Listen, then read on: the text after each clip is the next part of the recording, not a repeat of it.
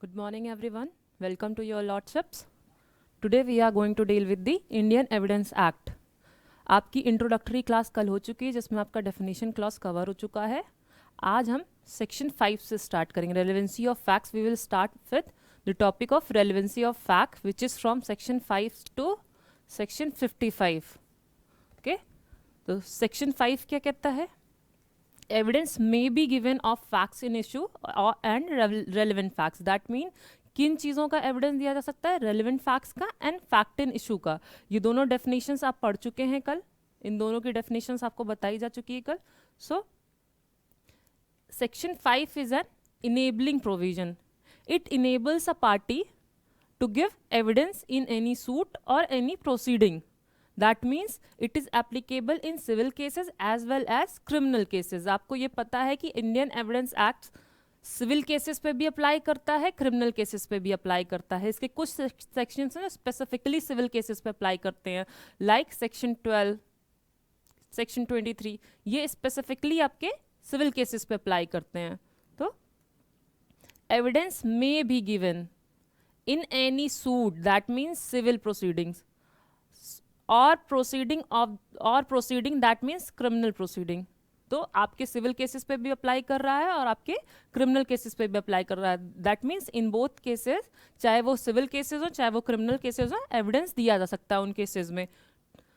किस चीज़ का? एविडेंस में भी गिवन ऑफ द एग्जिस्टेंस और non existence of every fact in issue and of such other facts as are hereinafter declared to be relevant and of no others.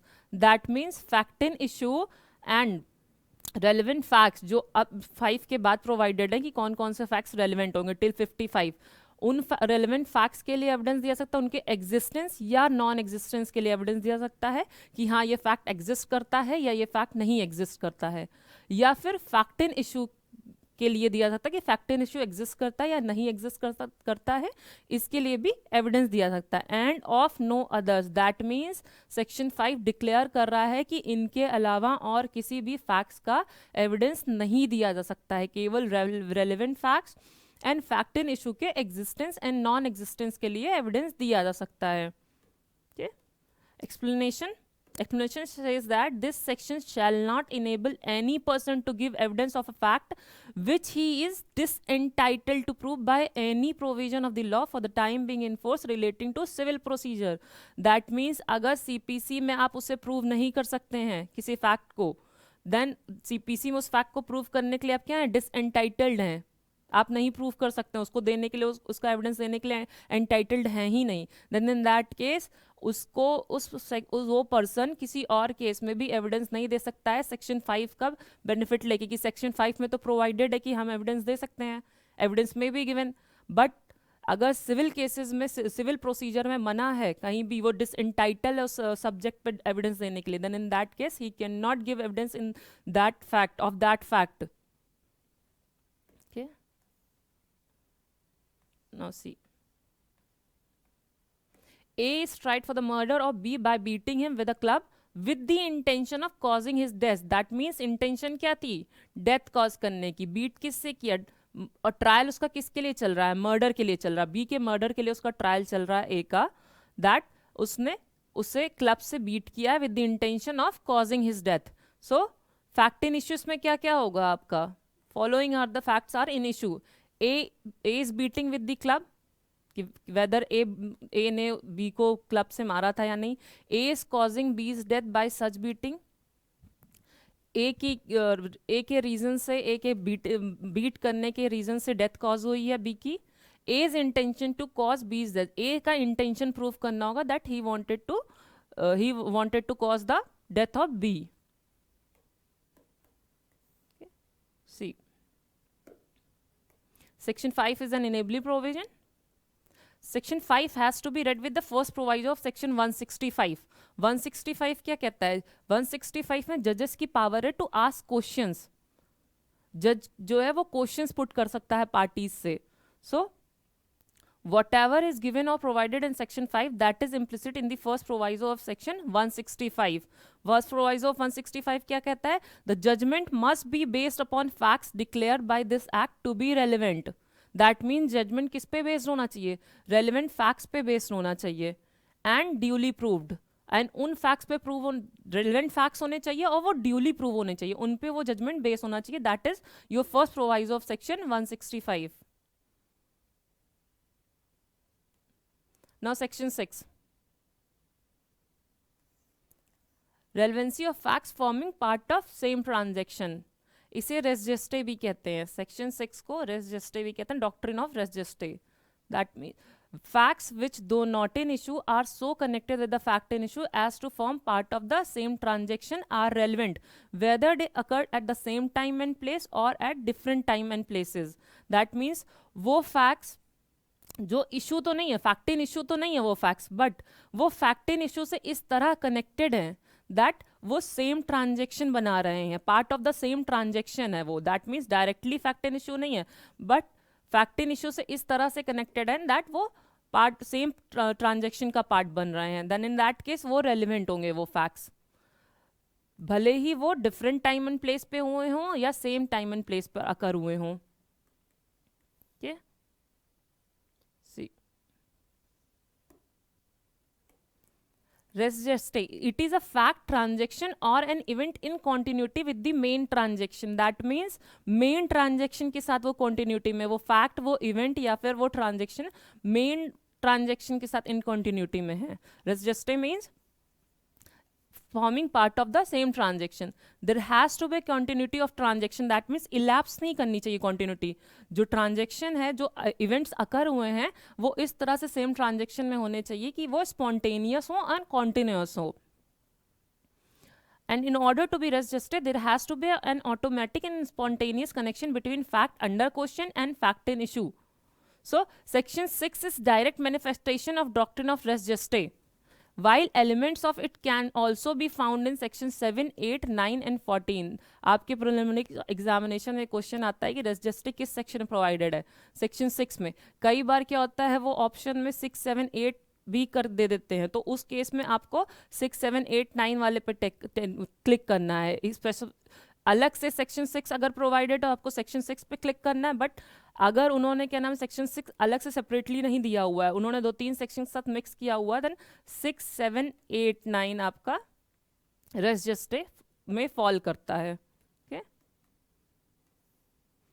इस पे आपका case है RM Malkani versus state of Maharashtra 1973 supreme court, in which it was held that contemporaneous tape record of a relevant conversation is a relevant fact. आपको ये पता है कि conduct 3 तरह के होते हैं. सेक्शन 8 में रेलेवेंट आपका conduct, previous conduct, subsequent conduct.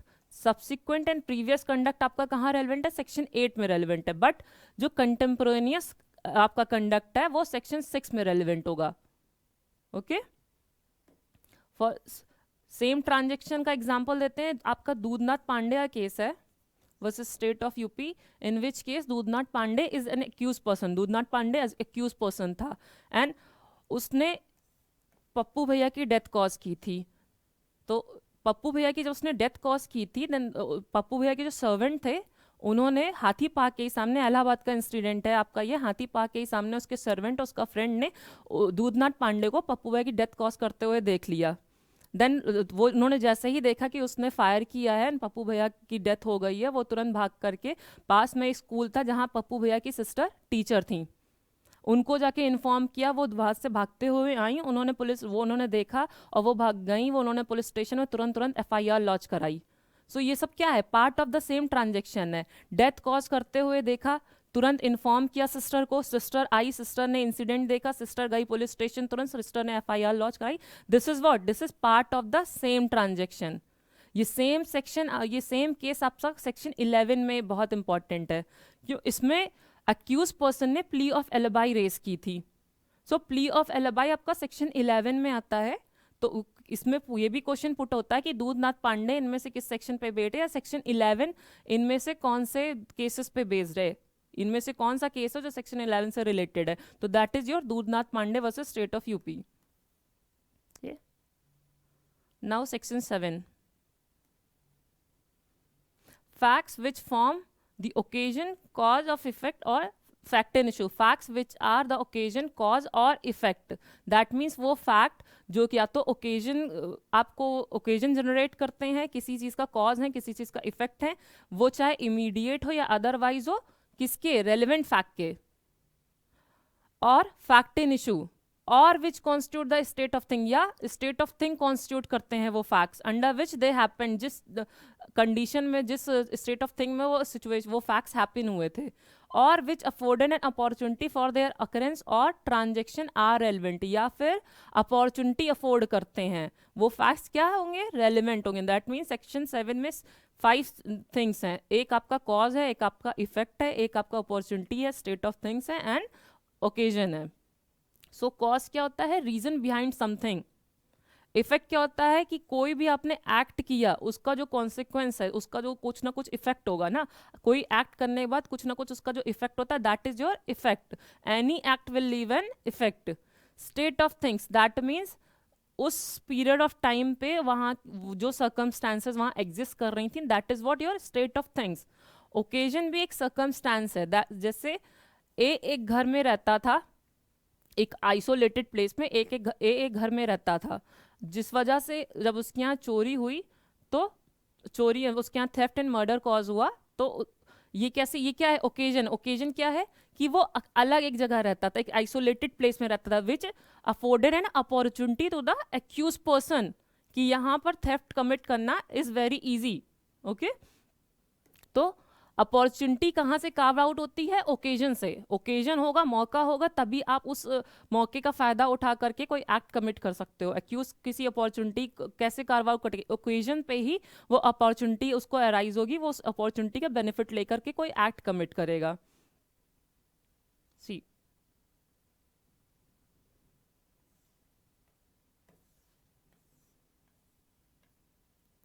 facts which are the occasion, cause or effect of the fact and issue.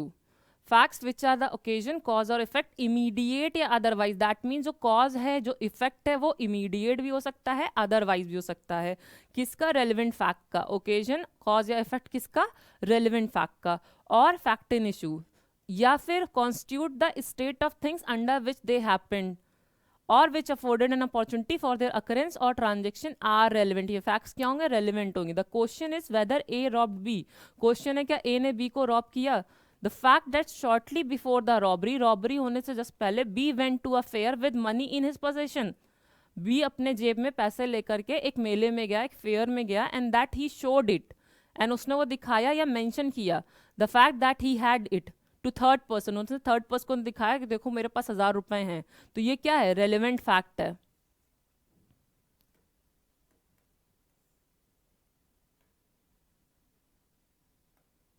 आपका सेक्शन 7 में एक थ्योरी आती है, लास्ट सीन टुगेदर की थ्योरी। ओकेजन और अपॉर्चुनिटी से ही कार्व आउट होती है आपकी लास्ट सीन टुगेदर की थ्योरी। लास्ट सीन टुगेदर में क्या होता है कि 2 या 2 लोग होते हैं जो लास्ट टाइम पे एक साथ देखे गए होते हैं, और आफ्टर सम टाइम उनमें से एक की डेथ कॉज हो जाती है और एक अलाइव बचा रहता है। सो ये माना जाता है कि लास्ट टाइम पे जो डेड पर्सन था वो आपके साथ था, तो दैट मीन्स आइदर डेथ आपने कॉज की है, या आप एक्सप्लेन करो वो सिचुएशन कि उस टाइम गैप में आप कहाँ थे।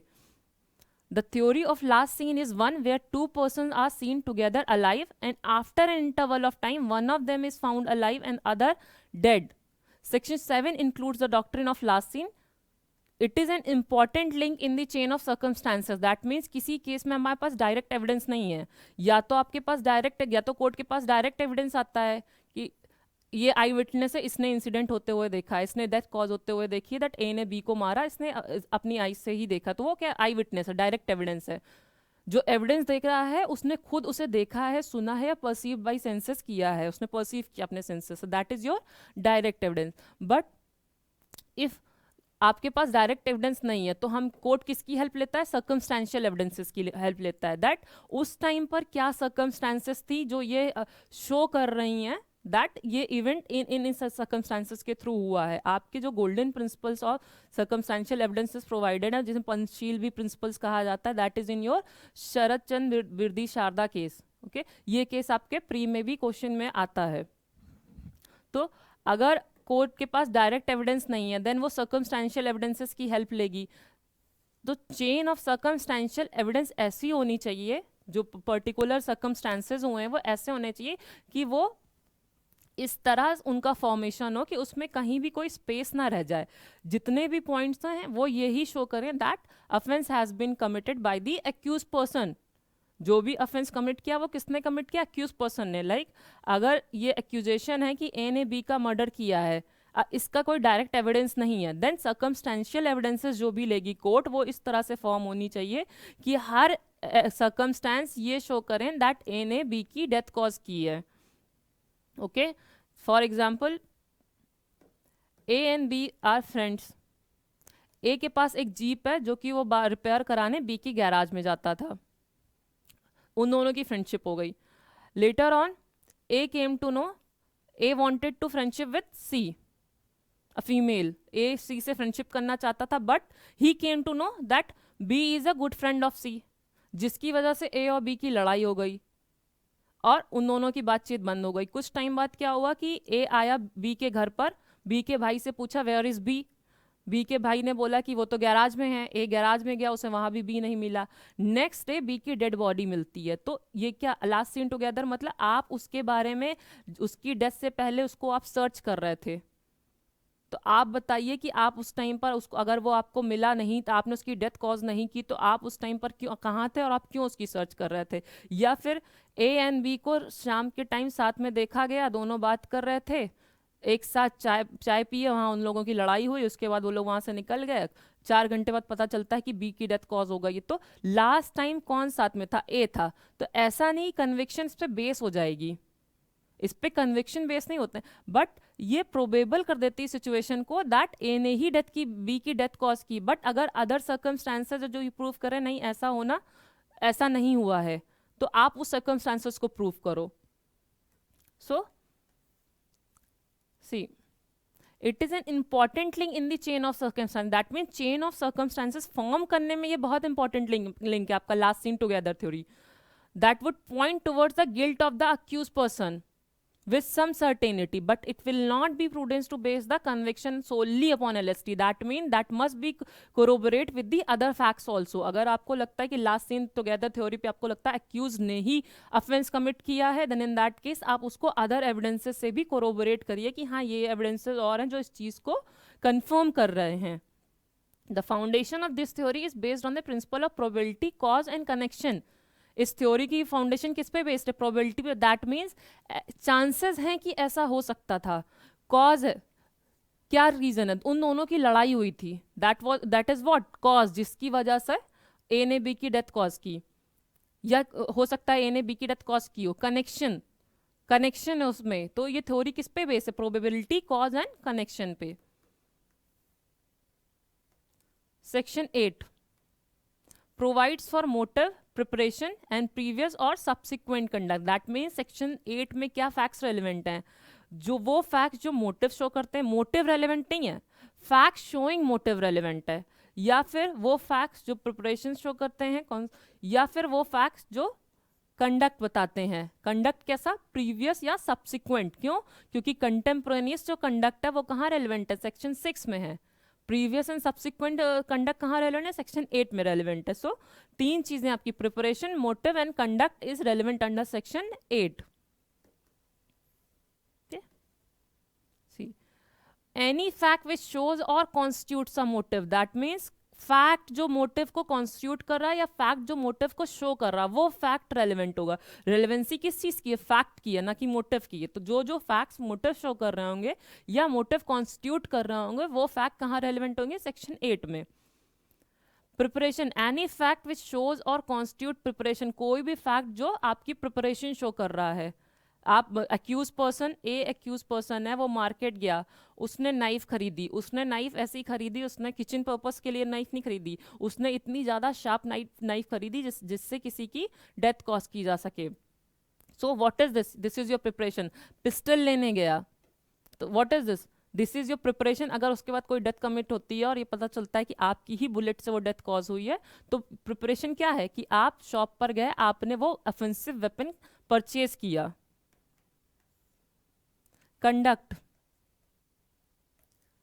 कंडक्ट प्रीवियस हो या subsequent of any party, that means किसका कंडक्ट, सेक्शन 6 में किसी भी पर्सन का कंडक्ट रेलिवेंट हो जाएगा, एनी पर्सन। बट सेक्शन 8 किस चीज की बात कर रहा है, कंडक्ट ऑफ पार्टी, पार्टी का एजेंट या एक्यूज पर्सन, उनका कंडक्ट रेलिवेंट है। इफ सच इन्फ्लुएंसेस या influence by any fact in issue और रेलिवेंट फैक्ट। सी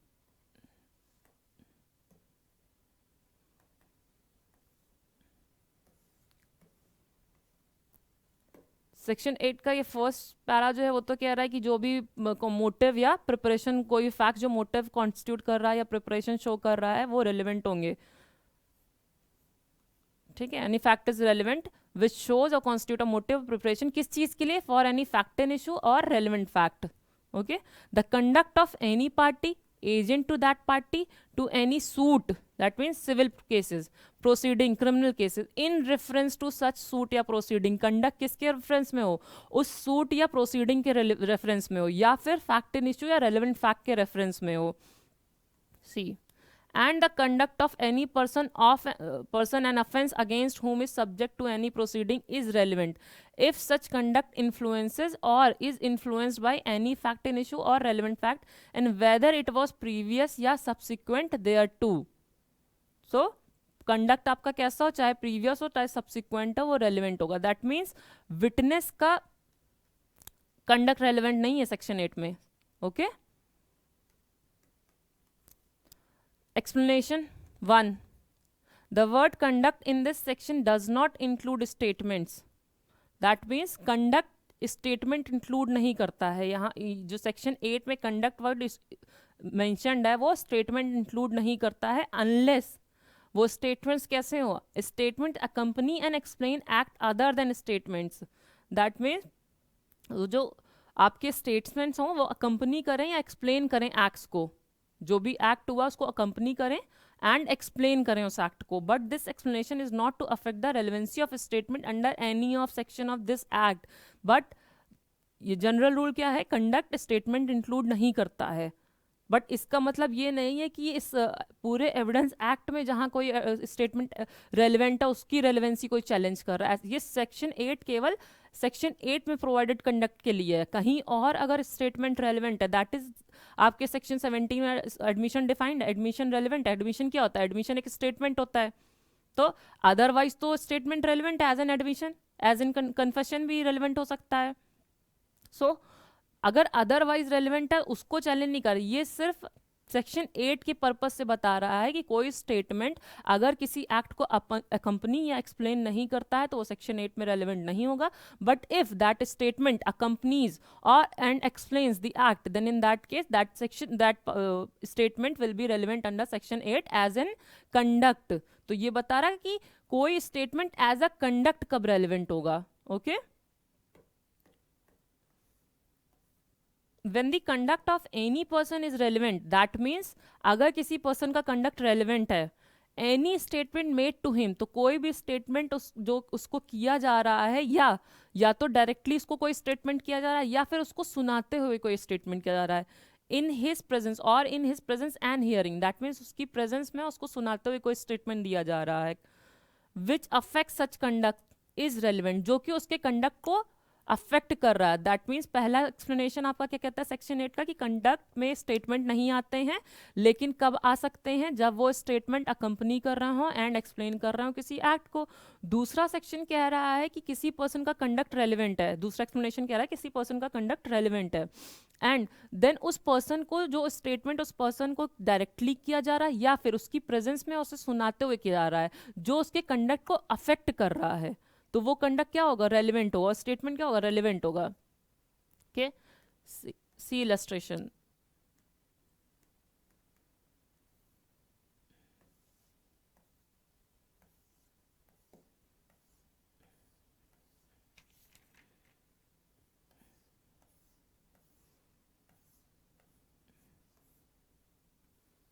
जी, सेकेंड एक्सप्लेनेशन जो है उस पे ये आपका ये वाला इलस्ट्रेशन आएगा एक्सप्लेनेशन 2 पे।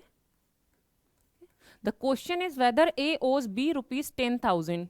तो क्वेश्चन क्या है कि क्या ए ने बी को 10,000 रुपीज दिए हैं। क्या ए ओ करता है बी से 10,000 rupee? The fact that A asked C to lend him money, A C से कहता है कि मुझे पैसे दे दो, मुझे पैसे उधार दे दो, and that D said to C in A's presence, और डी क्या करता है ए की प्रेजेंस में सी से कहता है ए को सुनाते हुए that I advise you to not to trust A, कि मैं आपको एडवाइस कर रहा हूं कि ए को ट्रस्ट मत करिए, इसने बी से 10,000 रुपए लिए हुए हैं। And that A went away without making any answer, और ए उसके बाद क्या करता है, इतना सुनते ही ए वहां से चला जाता है वहां से बिना कुछ कहे। तो वे क्या है, उसका कंडक्ट है, वो कंडक्ट उसका, वो एक्सप्लेनेशन टू क्या कहता है कि उसको सुना, उसकी प्रेजेंस में उसको सुनाते हुए जो स्टेटमेंट दिया गया वो स्टेटमेंट रेलिवेंट होगा जब वो उसके कंडक्ट को अफेक्ट करता है। So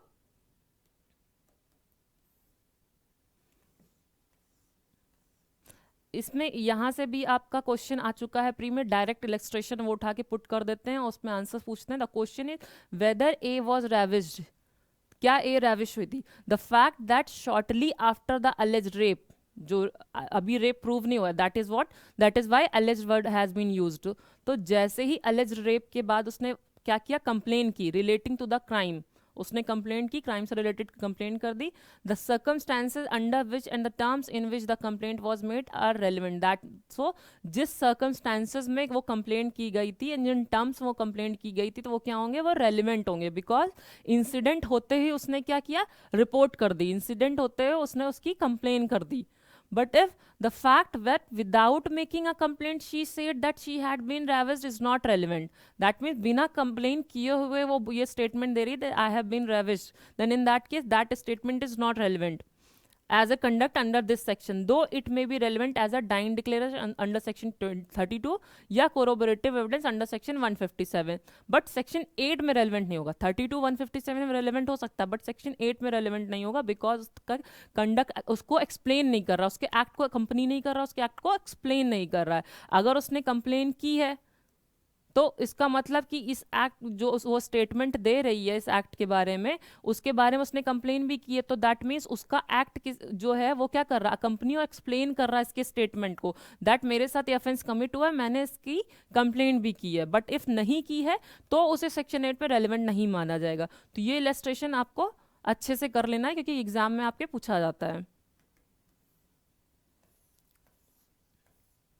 now section 9, facts necessary to explain या introduce relevant facts, facts necessary to explain or introduce a fact in issue or relevant facts, that means जो facts fact in issue को explain कर रहे हैं या introduce कर रहे हैं या फिर सपोर्ट कर रहे हैं या रिबट कर रहे हैं in inference suggested by a fact in issue और रेलेवेंट फैक्ट, या आइडेंटिटी स्टैब्लिश कर रहे हैं किसकी, किसी थिंग की या किसी पर्सन की, तो वो फैक्ट क्या है, रेलिवेंट है। कौन से फैक्ट, जो एक्सप्लेन कर रहे हैं फैक्ट इन इश्यू या रेलिवेंट फैक्ट को, या इंट्रोड्यूस कर रहे हैं फैक्ट इन इश्यू या रेलिवेंट फैक्ट को, या वो फैक्ट जो सपोर्ट कर रहे हैं फैक्ट इन इश्यू या रेलिवेंट फैक्ट को, या उसको रिबट कर रहे हैं। And inference suggested bye fact in, जो फैक्ट इन इश्यू जो भी इन्फ्रेंस सजेस्ट कर रहा है उसको या तो सपोर्ट कर रहे हैं या तो रिबट कर रहे हैं, या किसी पर्सन या किसी थिंग की आइडेंटिटी को स्टैब्लिश कर रहे हैं, तो वो कहाँ रेलिवेंट होंगे, सेक्शन 9 में।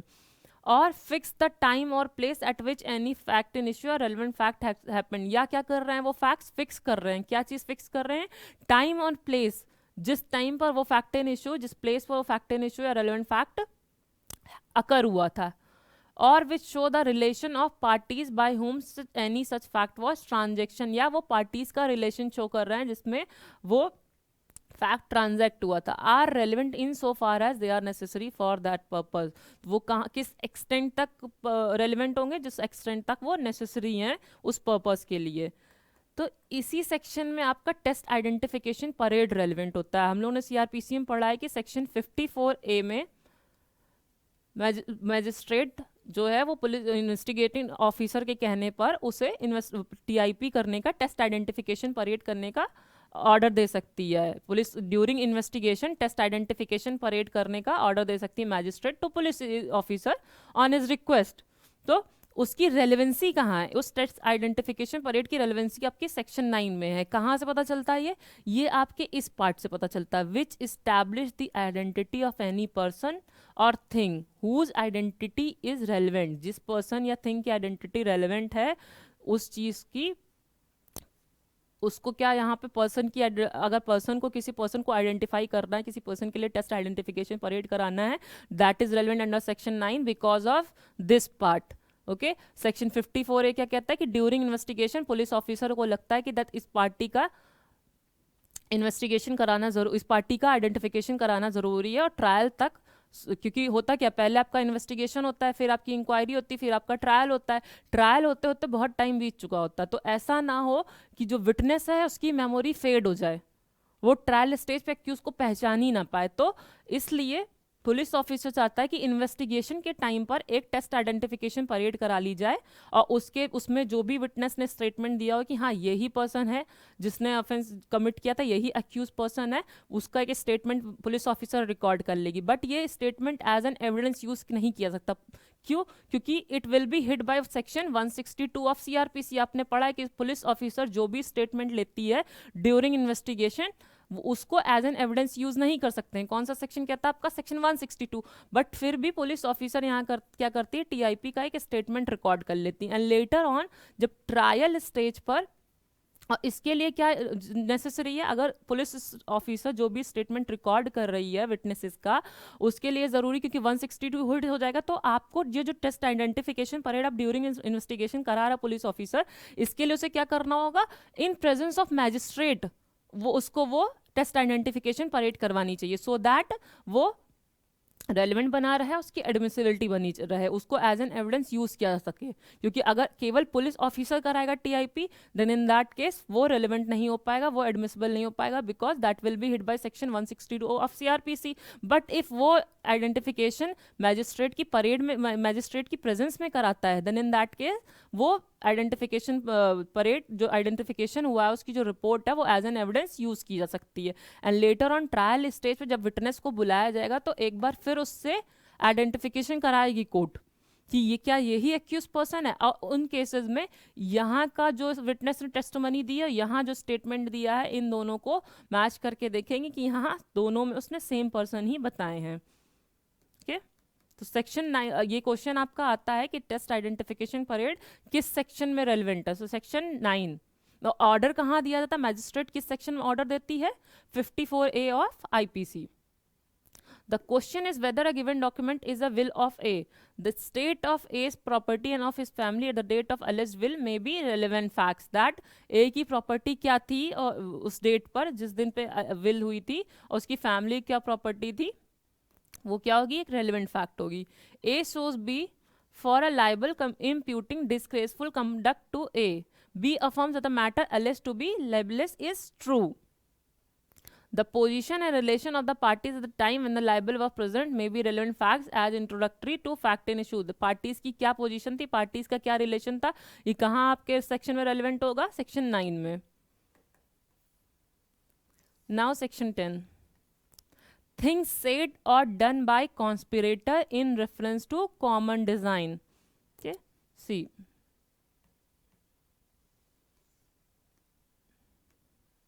तो there must be reasonable ground to believe. पहली कंडीशन क्या है, रीजनेबल ग्राउंड टू बिलीव होना चाहिए।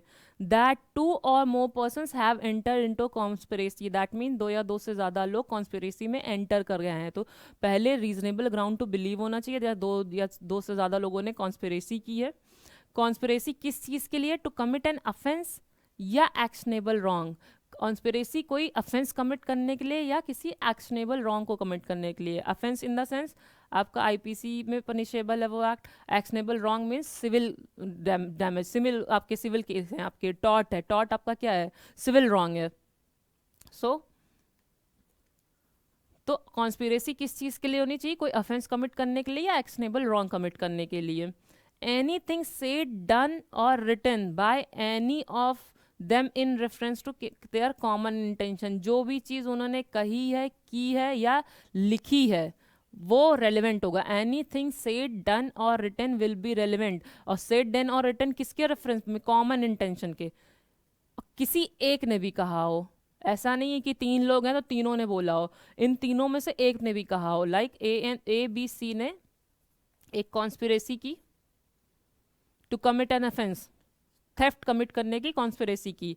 अब यहाँ इनका कॉमन इंटेंशन फॉर्म हो गया है। कॉमन इंटेंशन फॉर्म होते ही अब इस ड्यूरेशन में जब तक कॉन्स्पिरेसी खत्म नहीं हो जाती है किसी भी रीजन से, जब तक कॉन्स्पिरेसी का एंड नहीं होता, तब तक जो भी चीज ए बी सी में से किसी ने भी अगर कही हो, लिखी हो या की हो, वो in reference to their common intention, जो कॉमन इंटेंशन फॉर्म किया उसी के रेफरेंस में कुछ कहा हो, कुछ लिखा हो, कुछ किया हो, तो that will be relevant fact as against each of the person believe so conspiring, उन सबके अगेंस्ट रेलिवेंट होगा.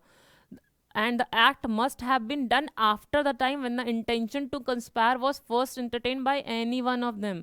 दैट मीन्स एक्ट कब कमिट होना चाहिए, जो चीज़ें कही गई हैं, लिखी गई हैं या की गई हैं, ये कब कमिट होना चाहिए? कॉमन इंटेंशन फॉर्म होने के बाद. ड्यूरेशन आपकी क्या रहेगी? कॉमन इंटेंशन यहाँ फॉर्म हो गया, यहाँ कॉन्स्पिरेसी आपकी एंड हो गई. ड्यूरिंग कॉन्स्पिरेसी आपने जो भी कहा है कॉमन इंटेंशन के रेफरेंस में, कॉमन इंटेंशन फॉर्म होने के बाद जो भी लिखा है, जो भी किया है, that will be relevant under section 10. Common intention आपका कहाँ है? सेक्शन 34 आईपीसी में.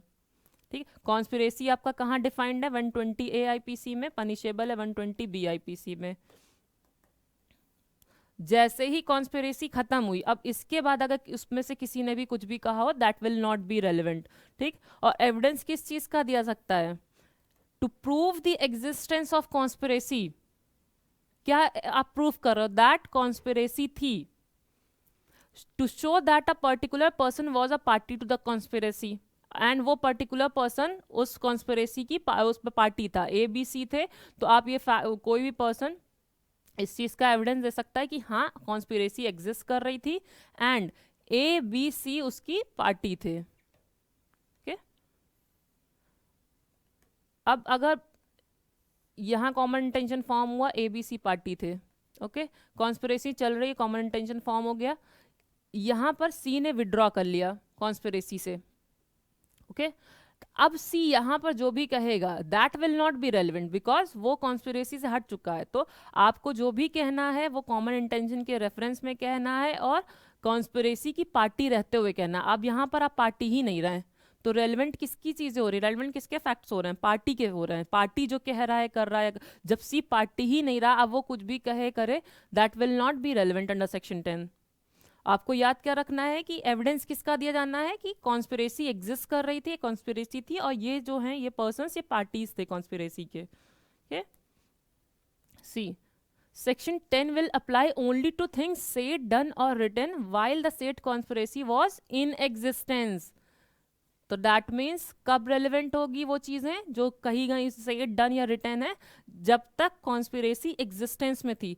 दस if the conspiracy is over either by abandonment, that means party ने उसे अबेंडन कर दिया उस कॉन्स्पिरेसी को, और by arrest of the conspirator, या कॉन्स्पिरेटर्स का अरेस्ट हो गया तो ऑटोमेटिकली कॉन्स्पिरेसी एंड कर गई, या by accomplishment of the offence, या फिर उन्होंने जिस ऑफेंस को कमिट करने के लिए कॉन्स्पिरेसी की थी वो ऑफेंस कमिट कर दिया है, वो अकम्पलिशमेंट हो गया उनकी, वो कॉन्स्पिरेसी को उन्होंने अकम्पलिश कर दिया ऑफेंस कंप्लीट करके. देन इन दैट केस उसके बाद कुछ कहा जा रहा है, that will not be relevant under section 10. इसमें आपके 3 केसेस हैं. एक है Rex versus Blake and Tye, जिसमें relevant admissibility of admission again conspirators बताया गया है. दूसरा आपका Mirza Akbar versus emperor 1940 privy council. आपके प्रिलिमिनरी एग्जामिनेशन में डायरेक्ट क्वेश्चन आते हैं कि ये सेक्शन 11 या सेक्शन 10 से रिलेटेड केस बताइए. लाइक अगर मिर्जा अकबर का केस उनको पूछना तो वो पूछ लेंगे सेक्शन 10 पे कौन सा केस बेस्ड है. कौन सा केस है जो सेक्शन 10 पे बेस्ड है. तो आपको क्या, अगर मिर्जा अकबर ऑप्शन में है तो आपको मिर्जा अकबर वर्सेस एम्परर टिक करना है. ओके. तो मिर्जा अकबर वर्सेस एम्परर में क्या कहा था? प्रिवी काउंसिल ने, प्रिवी काउंसिल का केस है 1940. Court held that the term common intention used in section 10 signifies a common intention existing at the time when the thing was said, done or written. that means common intention कब exist करना चाहिए? जिस time पर, उस time का common intention होना चाहिए जिस टाइम पर वो चीज कही गई है, लिखी गई है या की गई है. by any one of them. Any statement, narrative or confession made after the common intention or conspiracy was no longer operative is not admissible under section 10. conspiracy खत्म होने के बाद जब conspiracy in operation नहीं रही उसके बाद कुछ कह रहे हैं that will not be admissible under section 10, that will not be relevant under section 10. Shardul Singh versus state of Bombay, ये सुप्रीम कोर्ट का केस है 1957, जिसमें सुप्रीम कोर्ट ने क्या कहा है? सेक्शन 10 क्या है? थ्योरी ऑफ एजेंसी बता रहा है. बिकॉज एक दो से ज्यादा लोग इन्वॉल्व, कॉन्स्पिरेसी कोई एक आदमी तो करेगा नहीं, कॉन्स्पिरेसी के लिए एटलीस्ट दो पीपल होने चाहिए जो दो आपस में मिलकर कंस्पायर करेंगे, दो या दो से ज्यादा। तो थ्योरी ऑफ एजेंसी कहाँ है? सेक्शन 10 में। या आपका क्वेश्चन ये भी आता है कि थ्योरी ऑफ एजेंसी किस सेक्शन में प्रोवाइडेड है एविडेंस एक्ट के, तो आपको क्या टिक करना है? सेक्शन 10। आपको ये भी पता है कि कोई फैक्ट रेलेवेंट है, रेलेवेंट फैक्ट है तभी वो एडमिसिबल हो, जितने भी फैक्ट्स एडमिसिबल होते हैं वो सब रेलिवेंट होते हैं। बट रेलिवेंट फैक्ट एडमिसिबल होगा या नहीं होगा वो कौन डिसाइड करेगा? कोर्ट डिसाइड करेगी। 136 में एडमिसिबिलिटी ऑफ फैक्ट्स के बारे में दिया हुआ है। तो पहले हम देखेंगे फैक्ट रेलिवेंट है या नहीं है। अगर रेलिवेंट है तो वो एडमिसिबल है या नहीं है। अगर वो एडमिसिबल है देन उसकी रिलायबिलिटी क्या है? रिलायबिलिटी मतलब ट्रुथफुलनेस क्या है, उसकी वर्दीनेस क्या है, कितनी उसकी एविडेंशियरी वैल्यू। तो पहले हमको देखना है कि हम सारे फैक्ट्स नहीं अलग कर देंगे, फैक्ट्स आए इसमें से रेलेवेंट फैक्ट्स जो हैं कोर्ट वो कंसीडर करेगी। अब उन रेलेवेंट फैक्ट्स में कौन से फैक्ट्स केस के अकॉर्डिंग एडमिसिबल होंगे उन फैक्ट्स को कोर्ट अलग कर लेगी। Now these are the facts which are admissible. अब कोर्ट उन एडमिसिबल फैक्ट्स की रिलायबिलिटी देखेगी कि कितने फैक्ट्स, ये फैक्ट्स कितनी एक्सटेंट तक रिलायबल हैं, क्या इन पे कन्विक्शन बेस किया जा सकता है। तो वो क्या है? रिलायबिलिटी है आपकी। और ये भी आपको पता है कि दो तरीके की रेलेवेंसी होती है, एक होती है लीगल रेलेवेंसी, एक होती है लॉजिकल रेलेवेंसी। तो एविडेंस एक्ट में क्या प्रोवाइडेड है? Legal relevancy. ये भी आपका प्रीलिमिनरी एग्जामिनेशन में क्वेश्चन आता है कि एविडेंस एक्ट में क्या इंपॉर्टेंट है, that is your legal relevancy. Evidence act में लीगल रेलेवेंसी प्रोवाइडेड कहाँ से कहाँ तक? सेक्शन 5 से 55 provides about the legal relevancy. Court क्या कंसीडर करेगी? Legal relevancy. अगर वो as per Indian evidence act relevant है then in that case only court will take it उसको एज एन एडमिसिबल फैक्ट्स मानेगी, देखेगी कि एडमिसिबल है या नहीं। बट अगर वो लॉजिकली रेलेवेंट हैं आपके बट लीगली रेलेवेंट नहीं है then in that case court उनको एडमिसिबल नहीं करेगी।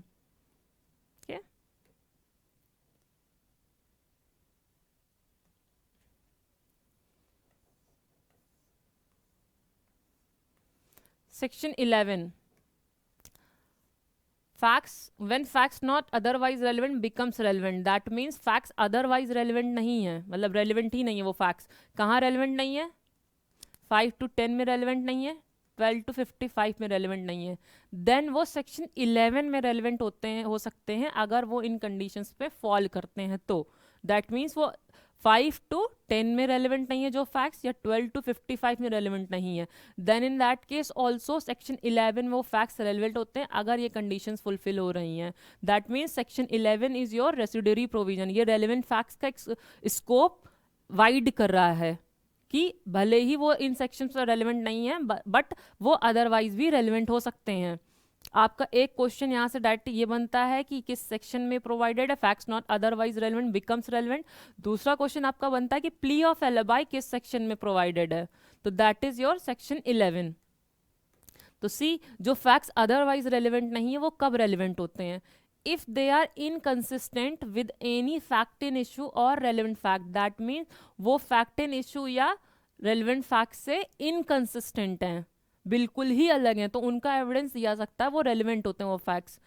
और इफ बाय देमसेल्फ और in connection with other facts they make the existence या non existence of any fact in issue या रेलिवेंट फैक्ट हाईली प्रोबेबल और इम्प्रोबेबल, दैट मीन्स या तो वो फैक्ट इन इशू या रेलिवेंट फैक्ट से inconsistent हो और वो खुद से या किसी अदर फैक्ट्स के साथ कनेक्ट होकर के वो फैक्ट इन इशू या रेलेवेंट फैक्ट के एग्जिस्टेंट या नॉन एग्जिस्टेंस को हाईली प्रोबेबल बना दें कि हाँ ये फैक्ट एग्जिस्ट करता है। हाईली प्रोबेबल मतलब पूरे पूरे चांसेस हैं, कंफर्म नहीं है बट पूरे पूरे चांसेस है कि ये फैक्ट एग्जिस्ट करता है, या उसको हाईली, या वो फैक्ट नहीं एग्जिस्ट करता है, नॉन एग्जिस्टेंस है उसका, या फिर ये हो गया आपका हाईली प्रोबेबल। और इम्प्रोबेबल मीन्स इम्पॉसिबल नहीं है बट थोड़े चांसेस हैं कि ऐसा हो सकता है, ये फैक्ट एग्जिस्ट कर सकता है ये फैक्ट, या ये फैक्ट नहीं एग्जिस्ट करता है।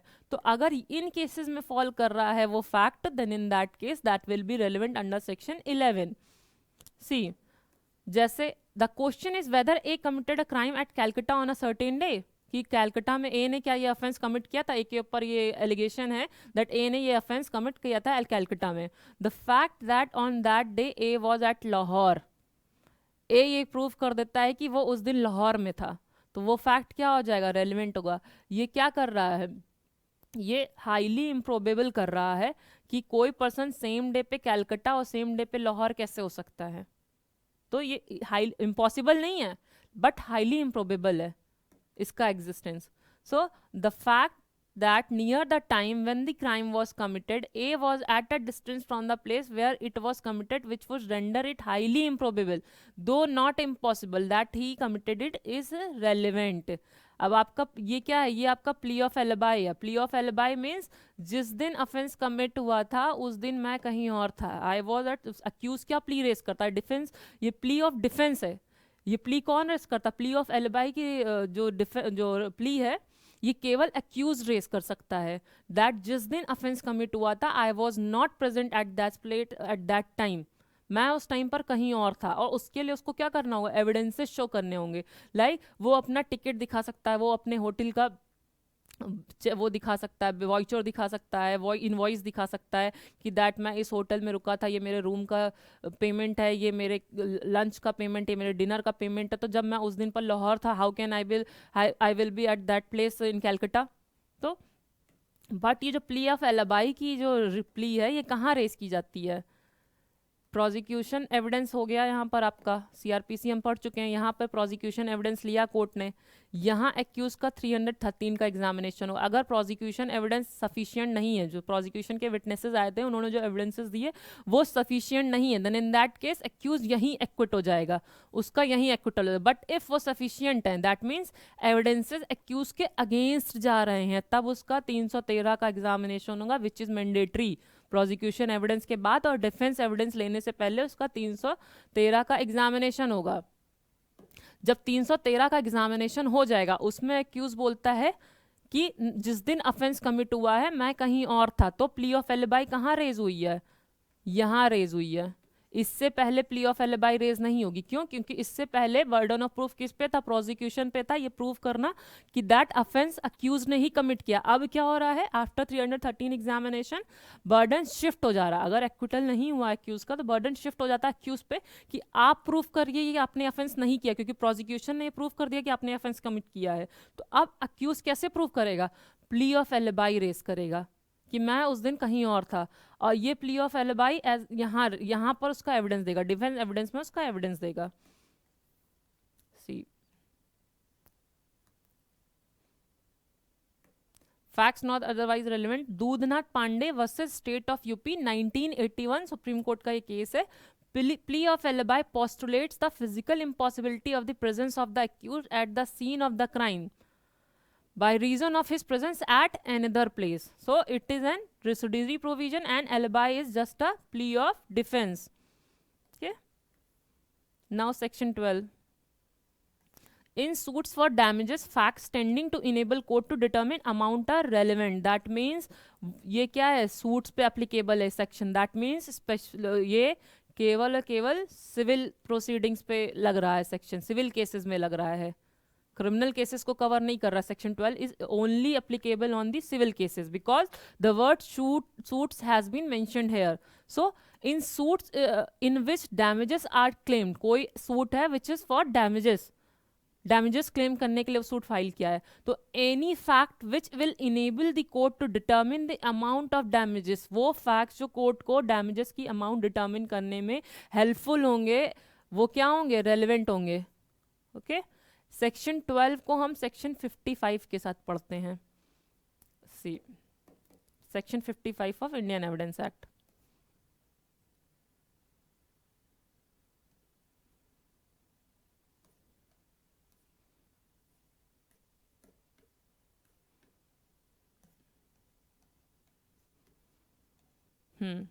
Character as affecting damages in civil cases. तो सेक्शन 55 पे किस पे एप्लीकेबल है, सिविल केसेस पे, और सेक्शन 12 किस पे एप्लीकेबल है, सिविल केसेस पे. क्यों, क्योंकि वहां पे सूट वर्ड यूज हुआ है.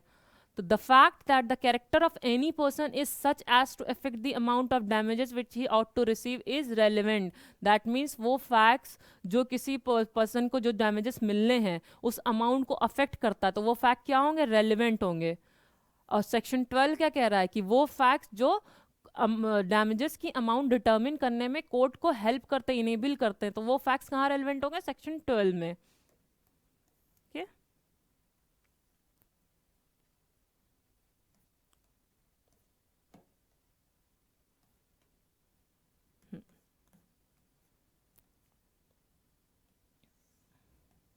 Now see section 13. सेक्शन 13 में आपको सिर्फ मार्जिनल हेडिंग याद रखनी है. कुछ सेक्शंस होते हैं जिनमें आपको थोड़ा बहुत डिटेल पता होना चाहिए, कुछ सेक्शन होते हैं जो आपके प्री मेंस दोनों पर्पज से इंपॉर्टेंट होते हैं, कुछ जो स्पेसिफिकली मेंस में पूछे जाते हैं, और कुछ होते हैं केवल प्री में पूछे जाते हैं, वो भी that too from only margin note. तो इसमें सेक्शन 13 आपके किससे रिलेटेड है, राइट या कस्टम. यहाँ पर क्या है क्वेश्चन में, राइट या कस्टम है. तो आपसे ये पूछा सकता है कि राइट या कस्टम जब इन क्वेश्चन में, तो जो फैक्ट्स होते हैं वो किस सेक्शन में रेलिवेंट होते हैं. तो that is your section 13 where the question is as to existence of any right या कस्टम. किसी कस्टम या क्या नाम है, किसी राइट को लेकर के कोई फैक्ट है, उनके एग्जिस्टेंस से रिलेटेड, वो फैक्ट्स रेलिवेंट होंगे कहाँ, सेक्शन 13 में. Okay, now section 14. Facts showing existence of state of mind or of body or bodily feeling. Facts showing, that means जो facts show कर रहे हैं क्या, existence of any state of mind. State of mind का existence show कर रहे हैं. State of mind जैसे इन्होंने यहाँ पे एक्सप्लेन किया स्टेट ऑफ माइंड में क्या आता है, जैसे such as intention, knowledge, good faith, negligence, rashness, ill will या goodwill towards any particular person. तो this is what your state of mind. जो फैक्ट्स स्टेट ऑफ माइंड की एग्जिस्टेंस शो कर रहे हैं, स्टेट ऑफ माइंड का एग्जिस्टेंस शो कर रहे हैं वो फैक्ट, या फिर जो fact existence of any state of body, या तो माइंड की क्या नाम है, स्टेट ऑफ माइंड की एग्जिस्टेंस शो कर रहे हैं, या स्टेट ऑफ बॉडी या bodily feeling, how the person was feeling at that time, are relevant. वो फैक्ट्स क्या होंगे, रेलिवेंट होंगे. Okay, when the existence of any such state of mind या body or bodily feeling is in issue or relevant. that means कि जब state of mind या state of body या state of bodily feeling का existence in issue है या relevant fact है, then in that case वो facts जो उनको दिखा रहे हैं, उनकी existence show कर रहे हैं, वो facts कहाँ relevant होंगे, section 14 में relevant होंगे. इसका सेकेंड एक्सप्लेनेशन इंपॉर्टेंट है, as it is preliminary examination में पूछा जाता है. First explanation, a fact relevant as showing the existence of a relevant state of mind must show that the state of mind exist. जो fact relevant है, जो existence of relevant state of mind show कर रहा है, उसे दिखाना चाहिए कि state of mind exist करता है, but कैसे, generally नहीं, in reference to particular matter in question. that means Jin state of mind को show कर, state of mind की existence show करने के लिए जो facts relevant है section 14 में, वो in general नहीं होने चाहिए, वो किसके reference में होने चाहिए, matter in question, जो मैटर है क्वेश्चन पे उससे रिलेटेड होने चाहिए, अदरवाइज उनका कोई मतलब नहीं है. अगर वो question in matter in question से रिलेटेड है, then only in that case that fact will be relevant under section 14. Explanation 2. But where upon the trial of person accused of an offence, the previous commission by the accused of an offence is relevant. that means accused का trial चल रहा है और उसका previous conviction relevant है. Within the meaning of this section, the previous conviction of such person shall also be a relevant fact. That means क्या है, इस ट्रायल चल रहा है accused person का और उसका previous commission relevant है. इस सेक्शन में उसका previous commission relevant है कि उसने ये offense previously commit किया है. तो उस केस में आप उसको कैसे दिखाएंगे कि हाँ उसने वो प्रीवियस जो है वो उसने ऑफेंस कमिट किया प्रीवियसली, वो कैसे दिखाएंगे, प्रीवियस कन्विक्शन से शो होगा. तो प्रीवियस कन्विक्शन कहाँ रेलिवेंट होगा आपका, सेक्शन 14 के एक्सप्लेनेशन 2 में. सीधा क्वेश्चन आता है कि प्रीवियस कन्विक्शन कहाँ रेलिवेंट है, that is your section 14 explanation 2. आपका ये इलस्ट्रेशन भी एग्जामिनेशन में डायरेक्ट आता है as it is. A is accused of receiving stolen goods. A stolen goods receive करता है, उसके ऊपर एक्यूजेशन है कि उसने स्टोलन गुड्स रिसीव किए हैं. Knowing them to be stolen, ये जानते हुए कि वो स्टोलन है. It is prove that he was in possession of a particular stolen article, और ये प्रूव हो जाता है कि वो स्टोलन आर्टिकल के पोजेशन में था. The fact that at the same time, वो फैक्ट दैट उस सेम टाइम पे वो बहुत से अदर स्टोलन गुड्स के पोजेशन में था, he was in possession of many other stolen goods is relevant. तो अभी क्वेश्चन में क्या है कि वो उसने पर्टिकुलर स्टोलन गुड्स के पोजीशन में है, जो उसे पता है कि स्टोलन गुड्स है, देन इन दैट केस वो फैक्ट दैट वो सेम टाइम पे अदर स्टोलन गुड्स के भी पोजीशन में था, तो वो फैक्ट क्या होगा, रेलिवेंट होगा, as tending to show that he knew each and all of the articles of which he was in position to be stolen. Okay,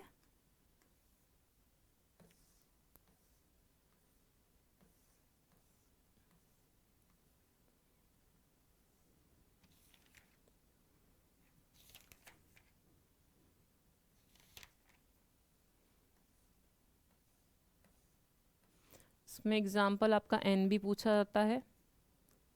A sues B for negligence in providing him with a carriage for hire not reasonably fit for use whereby A was injured.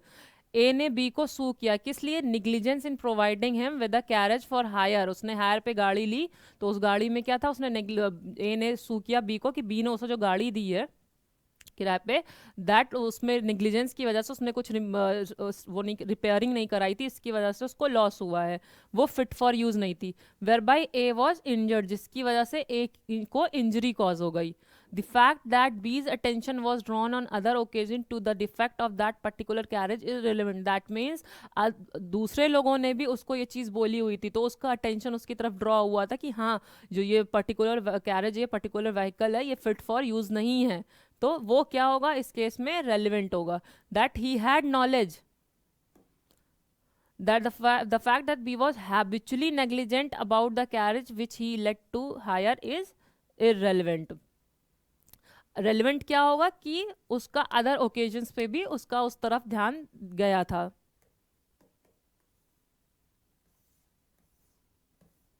15 facts bearing on question whether act were accidental और intentional. Facts जो ये कह रहे हैं कि वो जो fact था वो या तो एक्सीडेंटल था या इंसिडेंटल था, तो वो कहाँ रेलिवेंट होंगे, 15 में.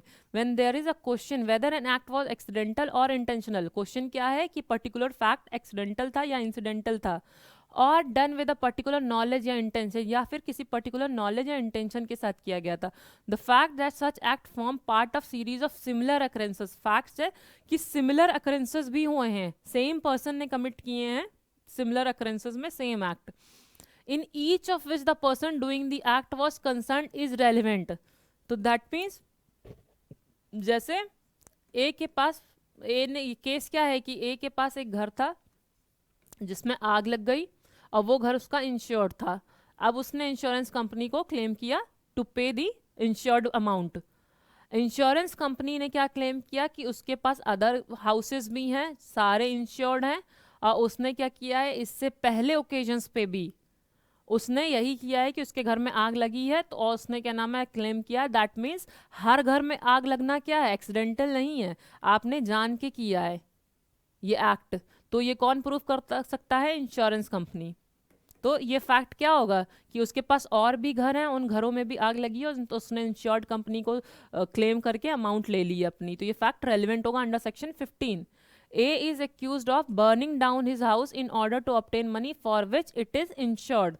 The fact that A lived in several houses successively, each of which he is insured, in each of which a fire occurred, सब इंश्योर्ड थे, सब पे फायर अकर हुई, and after each of which fire A receive payment from a different insurance office, अलग अलग different insurance office से उसको payment भी रिसीव हुई है. तो ये फैक्ट क्या होंगे, रेलिवेंट होंगे. दैट वो जान के ऐसा कर रहा है, standing to show that the fire were not accidental, fire accidental नहीं थी. तो ये कहाँ रेलिवेंट होगा, सेक्शन 15 में.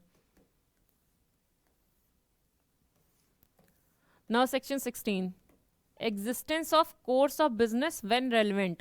when there is a question whether a particular act was done, question क्या है कि particular act हुआ था कि नहीं हुआ था.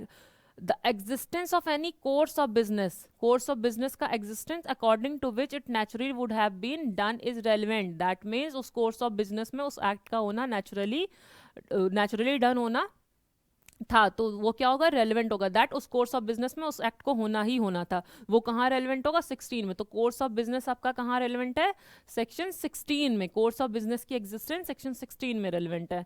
फॉर एग्जाम्पल क्वेश्चन था क्या, वेदर अ पर्टिकुलर लेटर वो डिस्पैच, क्या वो पर्टिकुलर लेटर डिस्पैच हुआ था। The fact that it was the ordinary course of business for all letters put in certain place to be carried to the post, कि daily क्या नाम है, ये ऑर्डिनरी कोर्स ऑफ बिजनेस में था कि डेली जहां पर लेटर्स रखे जाते थे वहां से पोस्ट होकर के कैरी कर दिया जाता है ना। The particular letter was put in that place are relevant, और जिस पर्टिकुलर लेटर की बात हो रही कि वो डिस्पैच हुआ है या नहीं, वो उस प्लेस पे रख दिया गया था, वो उस पोस्ट ऑफिस के बॉक्स में डाल दिया गया था, वो क्या होगा, रेलिवेंट होगा। That means ordinary course of business में वो डिस्पैच हो चुका होगा। Now section 17 admission. Admission define कहाँ हो रहा है, सेक्शन 17 में। आपके अभी प्रिलिमिनरी एग्जामिनेशन में आई थिंक दिल्ली में क्वेश्चन पुट हुआ था कि इनमें से कौन कौन से टर्म्स जो हैं वो डिफाइंड हैं। तो उन्होंने ऑप्शन में जैसे एविडेंस एक्ट में कोड दे दिया, रेलिवेंट फैक्ट दे दिया, फैक्ट इन इशू दे दिया, और आपका कन्फेशन दे दिया। तो आपको पता है कि कन्फेशन नहीं डिफाइंड इंडियन एविडेंस एक्ट में, वेयर एडमिशन डिफाइन है सेक्शन 17 में। And admission is a statement. तो एडमिशन जनरल क्या है, अगर जनरली कोई मतलब निकालना चाहे कि व्हाट इज एन एडमिशन, तो एडमिशन क्या है, एक स्टेटमेंट है। वो स्टेटमेंट ओरल हो सकता है, रिटन हो सकता है, या फिर इलेक्ट्रॉनिक फॉर्म में हो सकता है, which suggest any inference as to any fact in issue. तो जनरल स्टेटमेंट नहीं, वो स्टेटमेंट जो फैक्ट इन इशू या रेलिवेंट फैक्ट्स का इन्फ्रेंस शो करता है, सजेस्ट करता है, and which is made by any of the person and under the circumstances herein after provided। that means किसने किया हो, 18, 19, 20 में जो persons provided है या जो circumstances provided है उन persons के द्वारा किया गया है वो statement, या उन circumstances में किया गया है वो statement जो कि फैक्ट इन इशू या रेलिवेंट फैक्ट का इन्फ्रेंस सजेस्ट करता है, वो स्टेटमेंट क्या होगा, एडमिशन होगा। एडमिशन आपका क्लियर एंड अनइक्विवोकल होना चाहिए। दैट मीन्स एम्बिग्यूअस नहीं होना चाहिए, क्लियर होना चाहिए। जो भी स्टेटमेंट दिया है वो ये है, अब इसमें एम्बिग्यूटी नहीं होनी चाहिए, क्लियरली आप वो चीज बोलिए। Admission by party to proceeding और हिज एजेंट। दैट मीन्स यहाँ जो पर्सन और सर्कमस्टांसेस लिखा है ये किन की बात कर रहे हैं, सेक्शन 18, 19 एंड 20 की बात कर रहे हैं। सो 18 बता रहा है कि पार्टी एडमिशन कर रही है, किसी प्रोसीडिंग की पार्टी या उसका एजेंट। तो statements made by a party to the proceeding or by an agent to any such party, so whom the court regards under the circumstances of the case as expressly and impliedly authorized by him to make them are admission। तो जो भी statement party कर रही है या उसका जो representative, उसका जो एजेंट है उस पार्टी का, जिसे कोर्ट ये मानती है कि उस सर्कमस्टांसेस पर एक्सप्रेसली या इम्प्लाइडली उसे ऑथराइज किया गया है एडमिशन, वो स्टेटमेंट देने के लिए, तो वो क्या होंगे, एडमिशन होंगे। किसी भी प्रोसीडिंग में किसी भी पार्टी ने या उसके एजेंट ने जो भी स्टेटमेंट दिया वो क्या होंगे, एडमिशन होंगे। By suitor in representative character, statement made by parties to suit suing और suit in a representative character are not admission unless they were made while a party making them held that character. That means कोई representative suit है, representative suit आपको पता है, जैसे अगर 50 लोगों को एक सूट फाइल करना है तो उसमें क्या होता है, एक पर्सन जो होता है वो उन 50 को रिप्रेजेंट करते हुए एक सूट फाइल करता है, that I am the representative person, this is a representative suit and I am representing these 49 persons and this is the case. और जो डिसीजन होगा वो इन सब पे बाइंडिंग होगा, भले ही सूट एक ने फाइल किया हो रिप्रेजेंटिंग दीज 49 पर्सन्स, बट जो डिसीजन आएगा रिप्रेजेंटेटिव सूट में वो सब पे बाइंडिंग होगा। सो कोई रिप्रेजेंटेटिव सूट है उसमें जो भी स्टेटमेंट दिया है पार्टीज टू द सूट ने, वो कब तक एडमिशन नहीं माने जाएंगे, जब तक कि वो उसने अपनी रिप्रेजेंटेटिव कैपेसिटी में रहते हुए ना दिया हो। That means you are representing the suit, आप उस कैपेसिटी में रहते दीजिए वो statement. Statement made by the party interested in subject matter, कोई स्टेटमेंट उस पार्टी ने दिया है जो उसके सब्जेक्ट मैटर में इंटरेस्टेड है। Persons who have any proprietary और पिक्यूनरी इंटरेस्ट, मॉनेटरी इंटरेस्ट है या प्रोप्राइटरी मतलब लैंड से रिलेटेड कोई इंटरेस्ट है in the subject matter of the proceeding, उस प्रोसीडिंग के सब्जेक्ट मैटर में उसको कोई प्रोप्राइटरी या पिक्यूनरी इंटरेस्ट है, and who make the statement in their character of person so interested. और उसने जो स्टेटमेंट दिया किस कैरेक्टर में दिया है, इंटरेस्टेड पर्सन के कैरेक्टर में दिया, that I am an interested person in this case, तो उसका स्टेटमेंट एडमिशन होगा। By the person from whom interest derive, या फिर इंटरेस्ट किसी पर्सन से डिराइव किया गया है तो उसका भी स्टेटमेंट एडमिशन होगा। Person from whom the parties to the suit have derive their interest in the subject matter of the suit. किसी से वो अगर इंटरेस्ट डिराइव किया है पार्टीज ने सब सूट के सब्जेक्ट मैटर से रिलेटेड, जिसमें किसी पार्टी का इंटरेस्ट है, दैट मीन्स पहले ए ओनर था, ए ने वो प्रॉपर्टी किसको बेच दी, बी को बेच दी, तो बी अपना इंटरेस्ट कहाँ से डिराइव कर रहा है, ए से। तो ए क्या है, ए से interest derive, person from whom the interest has been derive, तो वो पर्सन का स्टेटमेंट भी एडमिशन माना जाएगा if they are made during the continuance of interest of the person making the statement. Okay, कब किया गया हो, during the continuance of interest of the persons making the statement, जब तक उनका इंटरेस्ट कंटिन्यू कर रहा है तब तक उस टाइम पर जो स्टेटमेंट दिया गया है वो स्टेटमेंट क्या होगा, एडमिशन होगा। Admission by person whose position must be proved as against party to the suit, statement made by person whose position या liability it is necessary to prove as against any party to suit, that means किसी person का अगर क्या नाम है उसकी position prove करनी है या लायबिलिटी उसकी क्या नाम है उस प्रूव करनी है, उस पर्सन ने कोई स्टेटमेंट दिया है। Are admissions if such statement would be relevant as against such persons in relation to such position or liability in a suit brought by or against them, तो अगर उनके अगेंस्ट में सूट लाया जाता या उनके फेवर में, या वो क्या नाम है उनके फेवर में सूट लाया जाता, सूट ब्रॉट बाय देम, या तो वो खुद सूट लाते या उनके अगेंस्ट सूट लाया जाता, and they are made which the person making them occupies such position और is subject to such liability. और कब किया गया, जिस टाइम पर वो उस पोजीशन पर था, वो उस पोजीशन को ऑक्युपाई कर रहा था, उस टाइम उसने वो स्टेटमेंट दिया है। For example, A undertakes to collect rents for B, A क्या करता है, ये प्रॉपर्टी, इस प्रॉपर्टी का ओनर कौन है, B, but rent B collect नहीं करता, बी ने ए को अपॉइंट कर रखा है, ए रेंट कलेक्ट करता है। सो ए डायरेक्टली तो लायबल नहीं है रेंट कलेक्ट करने के लिए, बट वो बी के बिहाफ पर रेंट कलेक्ट कर रहा है। B sues A for not collecting rent due from C to B, अब B क्या करता है, B सू कर देता है A को कि उसने C से रेंट कलेक्ट करके B को नहीं दिया, C इज अ टेनेंट, तो C का जो रेंट था, जो C को रेंट देना था, वो A ने C से कलेक्ट करके B को नहीं दिया है। A denies that rent was due from C to B, A मना कर देता है कि C का तो कोई रेंट ही नहीं ड्यू था B को। अ स्टेटमेंट मेड बाय सी, अब क्या करेगा, स्टेटमेंट इस केस में सी करता है that he owed B rent is an admission, वो बी को रेंट देना ओन, स्टेटमेंट ए देता है कि A statement by C that he owed B rent is an admission, C बोलता है कि मैं बी को जो रेंट मुझे देना मैं ओन करता हूँ, मुझे बी को अभी रेंट देना है, तो ये क्या है, एडमिशन है। And is relevant fact as against A, और ए के अगेंस्ट ये क्या है, रेलिवेंट फैक्ट है। If A denies that C did not owe rent to B, अगर ए कहता है कि सी को रेंट नहीं देना बी को, बट सी कहता है कि नहीं मुझे रेंट देना बी को, तो ये स्टेटमेंट क्या है, रेलिवेंट है under section 19।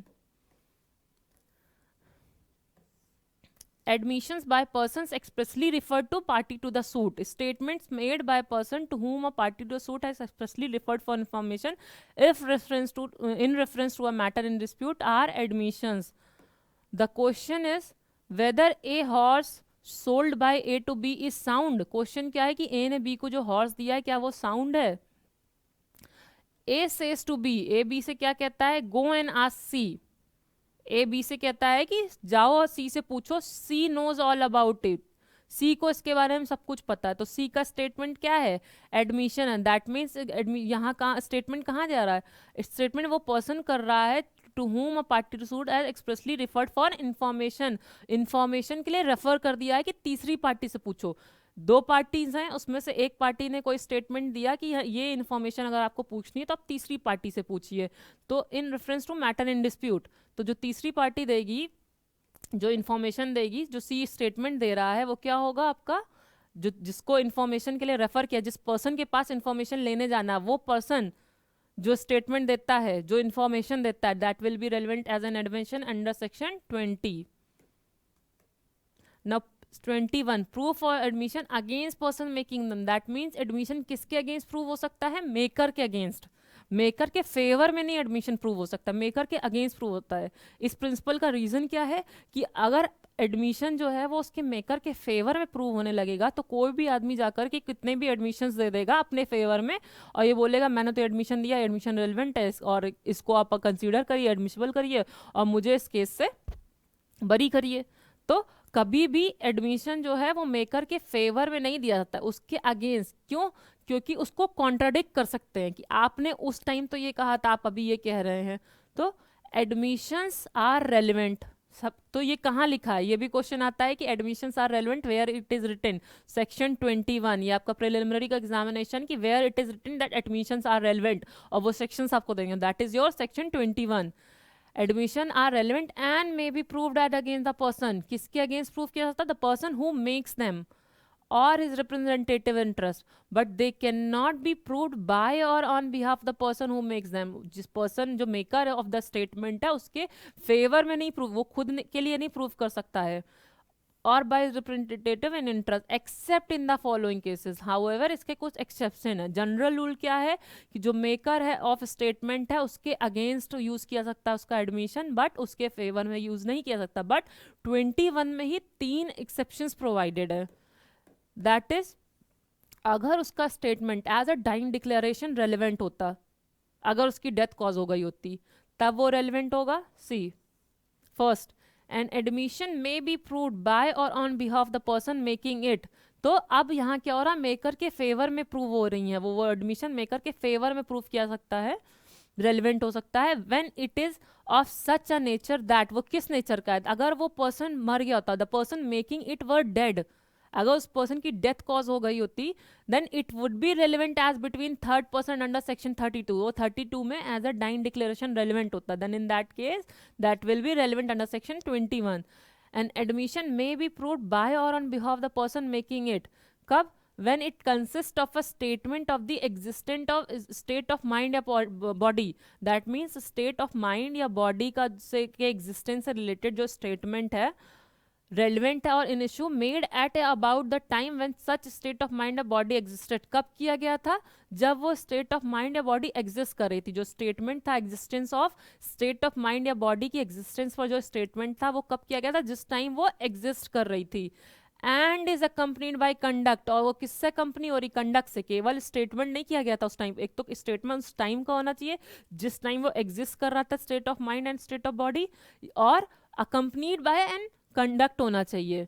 Rendering it's falsehood improbable, वो कंडक्ट कैसा हो जो उसके फॉल्सहुड को इम्प्रोबेबल कर दे कि किसी भी रीजन में ये फॉल्स नहीं हो सकता, किसी भी रीजन से ये फॉल्स नहीं हो सकता, then in that case that will be relevant in favour of the maker.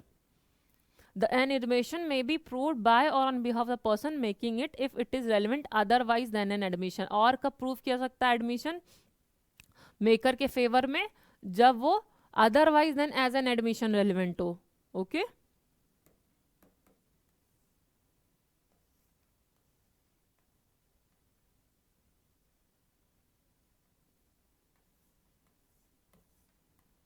C section 22, when oral admissions as to content of document are relevant. इसका भी आपको मार्जिन हेडिंग ही याद करनी, डायरेक्ट क्वेश्चन यहाँ से बनता है कि कहाँ पर प्रोवाइडेड है कि oral admission at to content of document are relevant, that is your section 22। और oral admission as to content of electronic records कहाँ रेलिवेंट है? 22A में। तो ये दो सेक्शंस जो हैं आपको इसकी मार्जिन नोट याद करने हैं इसके। सी इसका मार्जिन हेडिंग और इसका मार्जिन हेडिंग आपको याद करना है, ये डायरेक्ट क्वेश्चन इसका प्री में बनता है आपका।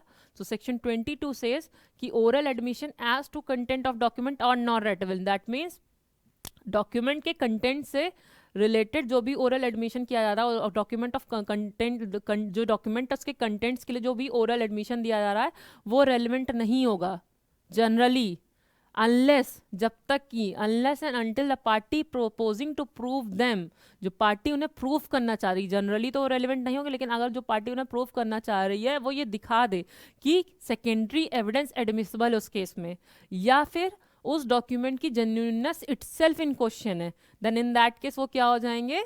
एडमिसिबल हो जाएंगे। Is entitled to give secondary evidence of the content of such document under the rules और unless the genuineness of document produce in question. इन दो केसेस में वो रेलिवेंट हो जाएंगे। डॉक्यूमेंट के जो कंटेंट्स हैं उनको उनके उनके उसके बेसिस पे किसी भी डॉक्यूमेंट के कंटेंट के लिए जो भी ओरल एडमिशन दिए गए हैं वो जनरली रेलिवेंट होंगे, but if the person making it shows, जो मेकर है वो ये दिखा दे कि यहाँ पर सेकेंडरी एविडेंस एडमिसिबल है, इस केस में सेकेंडरी एविडेंस लिखा जा सकता है, या फिर उस डॉक्यूमेंट की जेन्युइननेस इटसेल्फ इन क्वेश्चन है, then in that case that will be relevant under section 22। Now 22A से केवल एक कंडीशन कवर करता है, दैट इज अगर डॉक्यूमेंट की जेन्युइननेस के नाम में आपकी क्वेश्चन में होगी, genuineness itself in question, then in that case oral evidence as to content of electronic record will be relevant under section 22A. 23 admission in civil cases when relevant, that means section 23 specifically relates section civil cases. आपका एक section 12 था, first section is section 12 जो केवल और केवल civil cases से relate कर रहा था, उसके बाद आपका 23 है जो केवल सिविल केसेस से रिलेट कर रहा है. So what does it say? Admission in civil cases when relevant. In civil cases no admission is relevant. इसको without prejudice clause भी कहते हैं. ये भी आपके एग्जाम में क्वेश्चन आ चुका है कि विदाउट प्रेजुडिस कौन सा सेक्शन है, that is your section 23. That means अगर किसी लेटर पे, किसी डॉक्यूमेंट पे, किसी भी चीज़ पे विदाउट प्रेजुडिस लिख दिया है पार्टी ने, देन इन दैट केस उसका एविडेंस नहीं लिया जा सकता है. इसमें आपका केस कौन सा है? Walker versus विशर. ये केस भी आपका पूछा जा सकता है, ये केस कौन से सेक्शन पे? That is your section 23. Okay, section 23 क्या कहता है? In civil cases, that means applicable only in civil cases, no admission is relevant if it is made either upon an express condition that evidence of it is not to be given. किस condition पे किया गया है वो, किस condition पे बनाया गया है?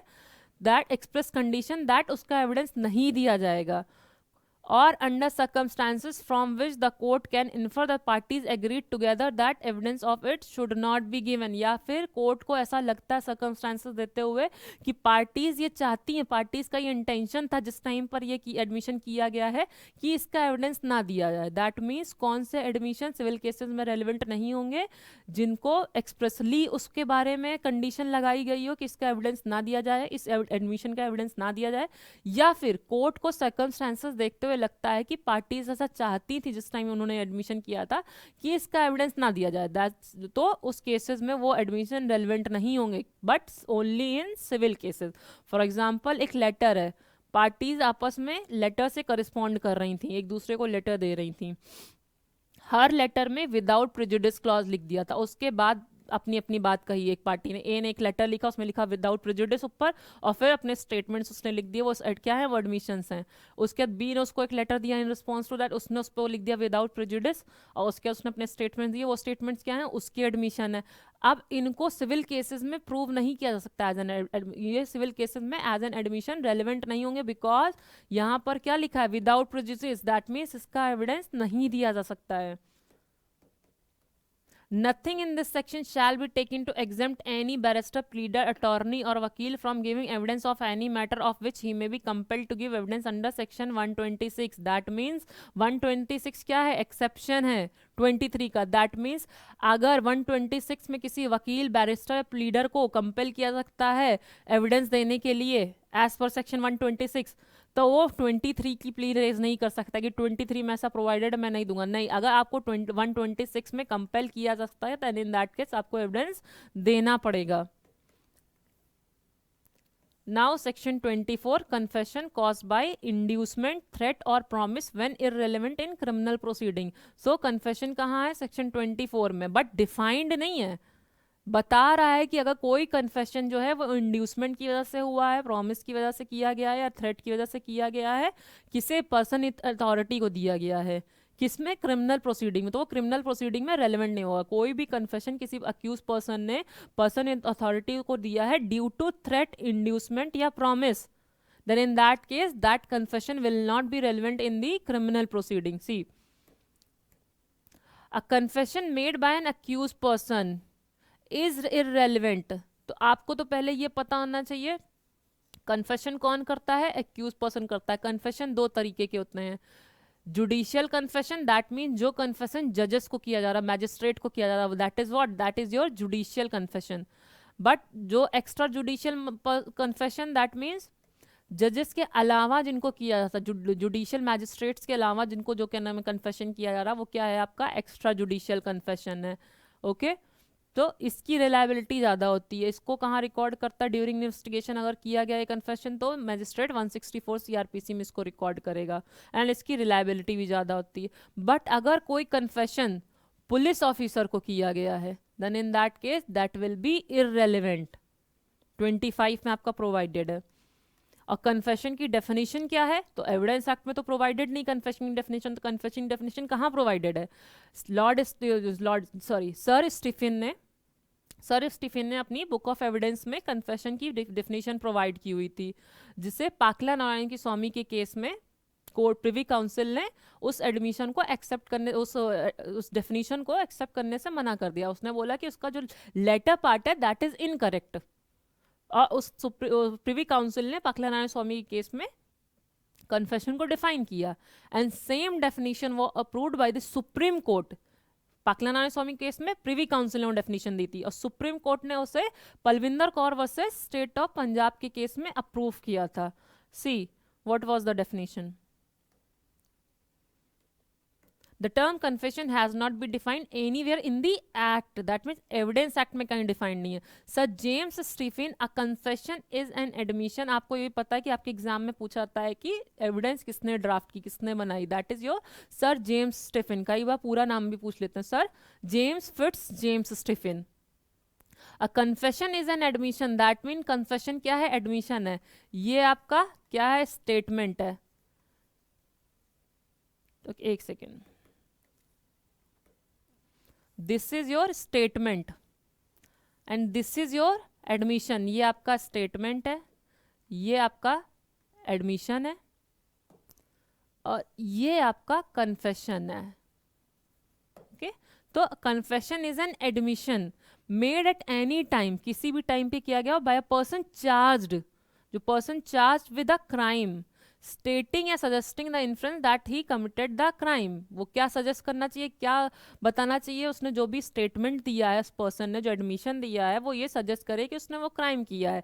स्टेटिंग या suggesting the inference that he committed the crime. ये कहाँ लिखा था? Digest of law of evidence में James Stephen, sir James Stephen ने इसकी डेफिनेशन दी थी। Privy Council did not accept this definition. Privy Council ने इस डेफिनेशन को एक्सेप्ट नहीं किया, और पाकला नारायण स्वामी वर्सेस एम्परर 1939 के केस में लॉर्ड एटकिन ने क्या ऑब्जर्व किया? अ confession must either admit in the terms of the offence, that means directly या तो अपने ऑफेंस को एडमिट कीजिए, और at any rate substantially all the facts which constitute the offence, या फिर वो सब्सटेंशियली उस चीज को रिप्रेजेंट करे कि हाँ ये ऑफेंस है। जितने भी फैक्ट्स हैं वो सब्सटेंशियली, जो भी आप स्टेटमेंट दे रहे हो, जो भी एडमिशन दे रहा है कि उस पर्सन, वो या तो डायरेक्टली बताए कि हाँ ऑफेंस है, पूरा पूरा वो ऑफेंस में फॉल करे। अगर वो डायरेक्टली ऑफेंस में फॉल नहीं कर रहा entirely, that is not telling that I have committed this offence, but substantially ही करे। सब्सटेंशियली मीन्स काफी हद तक, सो सब्सटेंशियली कॉन्स्टिट्यूट करें वो फैक्ट्स ऑफेंस, तो वो क्या होंगे? कन्फेशन। जबकि यहाँ क्या लिखा था? Suggesting the inference. ये इन्फ्रेंस सजेस्ट करते हैं कि क्राइम कमिट किया है, तो भी वो कन्फेशन होगा। तो लॉर्ड एटकिन ने कहा इन्फ्रेंस नहीं सजेस्ट करना है। किसी भी इन्फ्रेंस के बेस पे आप किसी अक्यूज पर्सन को ये नहीं कह सकते कि आपने कन्फेशन दिया। डायरेक्टली उसने जो फैक्ट्स बताए हैं, जो उसने स्टेटमेंट दिया है, जो उसने एडमिशन दिया है, वो डायरेक्टली उसके ऑफेंस से रिलेट करना चाहिए। See either admit in terms of the offence, या सब्सटेंशियली ही बता दे कि हाँ उसने वो ऑफेंस किया है। कोई इन्फ्रेंस ना शो करे कि इन्फ्रेंस क्या है? छोटी सी चीज सजेस्ट कर रहा है, कंफर्मेशन नहीं है, it is only suggesting. Whereas ये क्या कर रहा है? एडमिट करे in terms of the offence, या सब्सटेंशियली उसको बताए कि कॉन्स्टिट्यूट कर रहा है ऑफेंस, वो फैक्ट्स शो करे। So in this case Privy Council held only a direct acknowledgement of guilt should be recorded as confession. अगर आपने अक्यूज पर्सन ने डायरेक्टली एक्नॉलेज किया है कि उसने ऑफेंस किया है, only that will B confession. अगर वो सिर्फ सजेस्ट कर रहा, उसने जो स्टेटमेंट दिया वो केवल सजेस्ट कर रहा कि हो सकता है इसने ऑफेंस कमिट किया, that is not confession. This definition was approved by the Supreme Court in the case of Palvinder Kaur versus State of Punjab 1952 over two scores. कौन से? It must either admit the guilt in terms or admit substantially all the facts which constitute the offence. Plus इसमें एक और बात कही गई थी कि mixed up statement which even though contains some confessional statement will still lead to acquittal is no confession. That means ये तो जो पाकला नारायण स्वामी केस में क्या था सेम एज इट इज का, दूसरा होता है एक mixed up statement. That means confession क्या एडमिशन है, एडमिशन क्या स्टेटमेंट है. बस कन्फेशन में क्या है कि गिल्ट अपना एक्नॉलेज कर रहा है एक्यूज. सो ये अगर उसने एक्यूज ने एक स्टेटमेंट दिया है जिस स्टेटमेंट में एक्सकल्पेटरी पार्ट भी है और इनकल्पेटरी पार्ट भी है. एक्सकल्पेटरी पार्ट इन द सेंस जिस जो पार्ट उसके अफेंस को ये बता रहा है कि इसने ये अफेंस नहीं किया है या उसको जस्टिफाई कर रहा है, उसको उस अफेंस से एक्सकल्पेट कर रहा है, हटा रहा है. इनकल्पेटरी मतलब जो उसका अफेंस बता रहा है कि हाँ these are the fact which are showing that he has committed this offence. तो अगर उसने डायरेक्ट इनकल्पेटरी स्टेटमेंट दे दिया तो वो तो आपका कन्फेशन हो गया. बट मिक्स्ड अप स्टेटमेंट है कि उसने जो स्टेटमेंट दिया उसमें ये दोनों फॉल कर रहे हैं. देन इन दैट केस अगर उस स्टेटमेंट से इनकल्पेटरी पार्ट होने के बावजूद अगर उस स्टेटमेंट से एक्विटल होता है तो उसको हम क्या नहीं मानेंगे, कन्फेशन नहीं मानेंगे. Okay. In Palvinder Kaur versus State of Punjab, it was held that confession must either be accepted as a whole or rejected as a whole. आप ये नहीं कर सकते, कोई मिक्स्ड अप स्टेटमेंट है तो आपने क्या किया कि उसका केवल इनकल्पेटरी पार्ट लेके उसको सजा दे देते हैं और एक्सकल्पेटरी पार्ट हटा देते हैं. ये नहीं होगा. क्यों? क्योंकि एक्सकल्पेटरी पार्ट के होने से हो सकता है उसे एक्विटल मिल जाए. Then in that case that will not be amount to an confession. तो अगर आपको कोई कन्फेशन एक्सेप्ट करना है तो एज अ होल एक्सेप्ट करिए या एज अ होल रिजेक्ट करिए. And that the court is not competent to accept only the inculpatory part while rejecting the exculpatory part as an incredible. तो ये गलत होगा. आपको confession as a whole accept करना है, एज अ होल रिजेक्ट करना है. आपको ये भी पता है कि कन्फेशन कैसा होना चाहिए, वॉलंटरी होना चाहिए, वॉलंटरली होना चाहिए और ट्रू होना चाहिए. Okay. Now section 24, confession must be made by accused person is irrelevant in criminal proceeding if caused by inducement, threat or promise by any person in authority having reference to charge against the accused person sufficient to give accused person ground for supposing that by making it he would gain any advantage or avoid any evil of temporal nature in reference to the proceedings against him. That means confession कौन कर रहा है, accused person कर रहा है.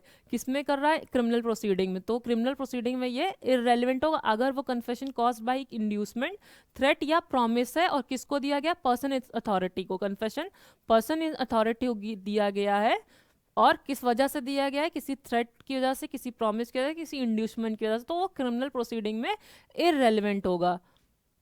Having reference to the charge against the accused person, उसने किस में, इन रेफरेंस टू द, जो उसको अगेंस्ट चार्ज लगा उसके रेफरेंस में कन्फेशन दिया है. और sufficient to give accuse person ground for, वो किस वजह से दे रहा है, वो एविडेंस देने का रीजन क्या है कि उस थ्रेट, इंड्यूसमेंट या प्रॉमिस को लगता है कि उसे कोई टेम्पोरल नेचर का बेनिफिट मिल जाएगा या टेम्पोरल नेचर का वो इविल कोई अवॉइड कर देगा.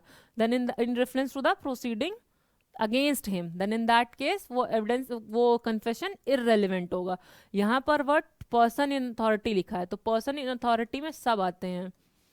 पर्सन इन अथॉरिटी में कोई भी वो पर्सन जिसका इन्फ्लुएंस हो सकता है अक्यूज पर्सन पे at the time of making the statement, कि उस पर्सन के इन्फ्लुएंस की वजह से वो अक्यूज पर्सन ने वो कन्फेशन दिया. तो पर्सन अथॉरिटी में आपके जजेस भी आ सकते हैं, मैजिस्ट्रेट भी आ सकते हैं, आपके पुलिस ऑफिसर भी आ सकते हैं, कोई विलेज का जो सरपंच होते हैं वो आ सकते हैं, कोई भी पर्सन जिसका इन्फ्लुएंस हो अक्यूज पर्सन पर, that will be covered in the person of authority.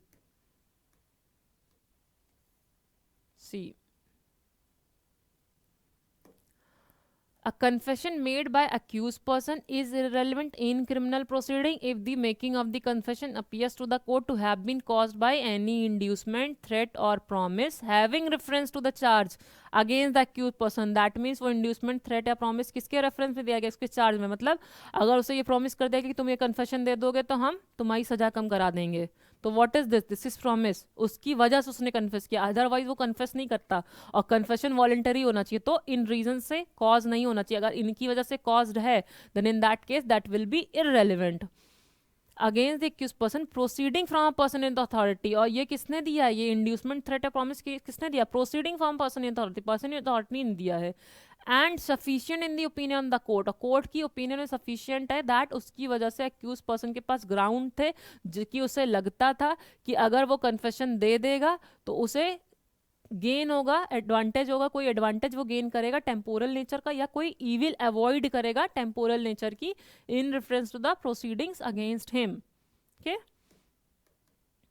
Now section 25, confession to police officer not to be proved, तो पुलिस ऑफिसर को जो भी कन्फेशन किया जाएगा वो क्या होगा, इररेलेवेंट होगा। No confession made to a police officer shall be proved as against a person accused of any offence, तो पुलिस ऑफिसर को दिया गया कोई भी कन्फेशन की कोई वैल्यू नहीं होगी, उसे प्रूव नहीं किया सकता, चाहे उसमें उसने अक्यूज पर्सन ने यही क्यों ना कह दिया हो कि मैंने एक ही डेथ कॉज की है, that will B irrelevant and that will not be given in evidence, वो प्रूव नहीं किया सकता है पुलिस ऑफिसर को कोई भी जो भी एविडेंस दिया गया। इसका पर्पस क्या है कि जनरली जब पुलिस अरेस्ट करता है अक्यूज पर्सन को तो उसे मार पीट करके उससे स्टेटमेंट उससे कन्फेस करवाना चाहता है कि दैट उसी ने ऑफेंस किया है, तो अक्यूज पर्सन्स को इन रीजन से बचाने के लिए, इस टॉर्चर से, पुलिस के टॉर्चर से बचाने के लिए ये प्रोविजन इंसर्ट किया गया, सो दैट जिस टाइम वो अक्यूज पर्सन पुलिस कस्टडी में हो, या फिर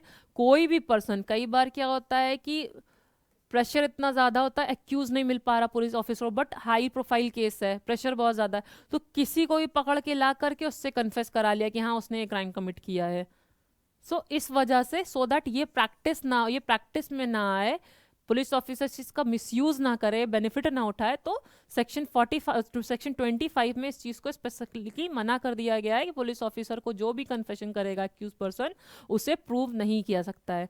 नाउ सेक्शन 26, अच्छा सेक्शन 24 और 25 में आपका डिफरेंस क्या है, 24 में पर्सन इन अथॉरिटी को दे रहे हैं, और पर्सन इन अथॉरिटी को दे रहे हैं किस उसमें, कब इररेलेवेंट होगा, जब इंड्यूसमेंट थ्रेट या प्रॉमिस दिया उस पर्सन इन अथॉरिटी ने in reference to the charge जो अक्यूज के ऊपर लगा हुआ है।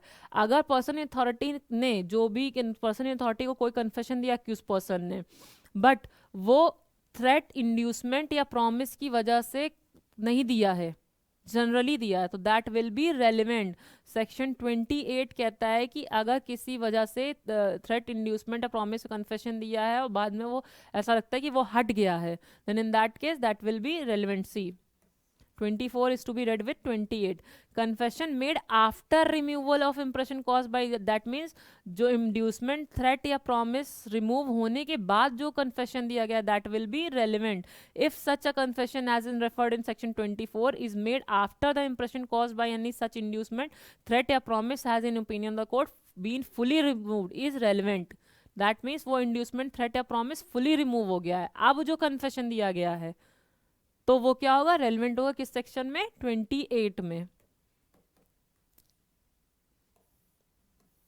और इसमें से अगर यहाँ कन्फेशन किया है पर्सन अथॉरिटी में, वो पर्सन कौन है, पुलिस ऑफिसर, 25 में पर से वो इरेलीवेंट हो जाएगा और उसे एज एन एविडेंस नहीं यूज कर सकते, उससे प्रूव नहीं किया सकता है। 26 says confession by accused person while in custody of the police, that means police officer को नहीं दे रहा है, पुलिस ऑफिसर को जो कन्फेशन देगा वो 25 में रेलेवेंट हो जाएगा। यहाँ पुलिस कस्टडी में रहते हुए किसी और को दे रहा है, लाइक वो पुलिस कस्टडी में है तो कोई भी वहां पर प्योन आता है या कोई पर्सन आता है, कोई दूसरा पर्सन आता है, उससे वो उसको खाना देता है या कोई इससे मिलने ही आता, उस टाइम पे जो कन्फेशन देगा तो वो किस में कवर हो जाएगा, 26 में। पुलिस कस्टडी में रहते हुए जो कन्फेशन दे रहा है वो 26 में, उसके अगेंस्ट प्रूव नहीं हो सकता है। No confession made by any person whilst he is in the custody of a police officer, तो वो नहीं प्रूव हो सकता है। अगर उसने पुलिस कस्टडी में रहते हुए कोई कन्फेशन दिया है तो वो 26 में प्रूव नहीं हो सकता। अगर उसने पुलिस ऑफिसर को कोई कन्फेशन दिया, चाहे वो पुलिस कस्टडी में हो चाहे ना हो, तो 25 में प्रूव नहीं हो सकता है। बट पुलिस कस्टडी में रहते हुए अगर उसने जजेस को कोई जुडिशियल मैजिस्ट्रेट की प्रेजेंस में वो कन्फेशन किया, सी unless it be made in the immediate presence of the magistrate shall be proved as against such person, that means magistrate की immediate presence में अगर confession दिया है उसने तो वो उसके अगेंस्ट प्रूव हो सकता है। तो 26 का एक एक्सेप्शन है कि पुलिस कस्टडी में रहते हुए भी अगर किसी को कन्फेशन दिया है एक्यूज पर्सन ने, that will be irrelevant. But if वो कन्फेशन उसने पुलिस कस्टडी में रहते हुए मैजिस्ट्रेट की इमीडिएट प्रेजेंस में दिया, then that will be proved in evidence against him. यहाँ पर इमीडिएट वर्ड क्यों लिखा हुआ है? इसलिए लिखा है कि मैजिस्ट्रेट एक्यूज के पास उसकी इमीडिएट प्रेजेंस होनी जरूरी, सो दैट मैजिस्ट्रेट जब 164 का स्टेटमेंट रिकॉर्ड करेगा तो मैजिस्ट्रेट एक्यूज को ये बताएगा दैट आप ये कन्फेशन देने के लिए बाउंड नहीं है। अगर आप ये कन्फेशन देते हैं that it can be use again evidence against you as an evidence, आपके against as an evidence use किया सकता है इस कन्फेशन को। और उसके बाद मैजिस्ट्रेट चेक करेगा कि उसने ये इस कन्फेशन वॉलंटरली दिया है या नहीं। सो मैजिस्ट्रेट की इमीडिएट प्रेजेंस जरूरी है। मैजिस्ट्रेट उस टाइम पर इमीडिएटली प्रेजेंट, ये नहीं कि क्या नाम है मैजिस्ट्रेट दूसरे रूम में है और एक्यूज दूसरे रूम में है और वो तब कन्फेशन कर रहा तो उसको रेलेवेंट नहीं मानेंगे। क्यों? क्योंकि पुलिस कस्टडी में तो फियर ऑफ पुलिस हो सकता है, बट अगर मैजिस्ट्रेट है तो पुलिस का फियर हट जाता है। 27 says how much information received from accused person may be proved। कितनी जो एक्यूज पर्सन को इन्फॉर्मेशन देता है वो कितनी इन्फॉर्मेशन उसकी रेलिवेंट हो सकती है। Provided that when any fact is deposed to as discovered, कोई फैक्ट किस तरह डिपोज हो रहा है कि डिस्कवर्ड फैक्ट की तरह वो है, इन कॉन्सिक्वेंस ऑफ इंफॉर्मेशन रिसीव, और किसके इंफॉर्मेशन जो उसको मिली है पुलिस ऑफिसर को उसके कॉन्सिक्वेंस में वो फैक्ट डिस्कवर हुआ है। From a person accused of any offence, और वो इंफॉर्मेशन किसने दी है? अक्यूज ने दी है। in the custody of police officer, so much of such information whether it amounts to a confession or not as relate distinctly to the fact thereby discovered may be proved। that means अभी तक क्या कह रहे थे कि police officer को जो भी कन्फेशन दिया जाएगा that will be irrelevant, but 27 कहता है कि पुलिस ऑफिसर को या जो भी स्टेटमेंट दिया गया पुलिस कस्टडी में रहते हुए, see in the custody of police officer, that means police custody में रहते हुए एक्यूज पर्सन ने जो भी स्टेटमेंट दिया है, जो भी इंफॉर्मेशन दी है, अगर उससे कोई फैक्ट डिस्कवर हुआ, दैट मीन्स डिस्कवरी नेसेसरी है। वो फैक्ट मीन्स कोई भी थिंग हो सकती है, कोई भी वेपन हो सकता है, वो अगर उस चीज की डिस्कवरी हो गई है, only in that case section 27 वो इंफॉर्मेशन रेलिवेंट होगा। अगर डिस्कवरी नहीं हुई इस स्टेटमेंट से देन 27 वो रेलिवेंट नहीं होगा। 27 आपका क्या है? डिस्कवरी स्टेटमेंट है। और इसे क्या कहते हैं? इसमें कह रहे हैं कि whether it amounts to a confession और नॉट, कितना पार्ट उस इंफॉर्मेशन में कितना पार्ट रिलेट होगा, जितना पार्ट डिस्टिंक्टली रिलेट करता है डिस्कवरी से, जो फैक्ट डिस्कवर हुआ उससे इतना। For example this is the statement of accuse person जिसने उसको इंफॉर्मेशन दी है।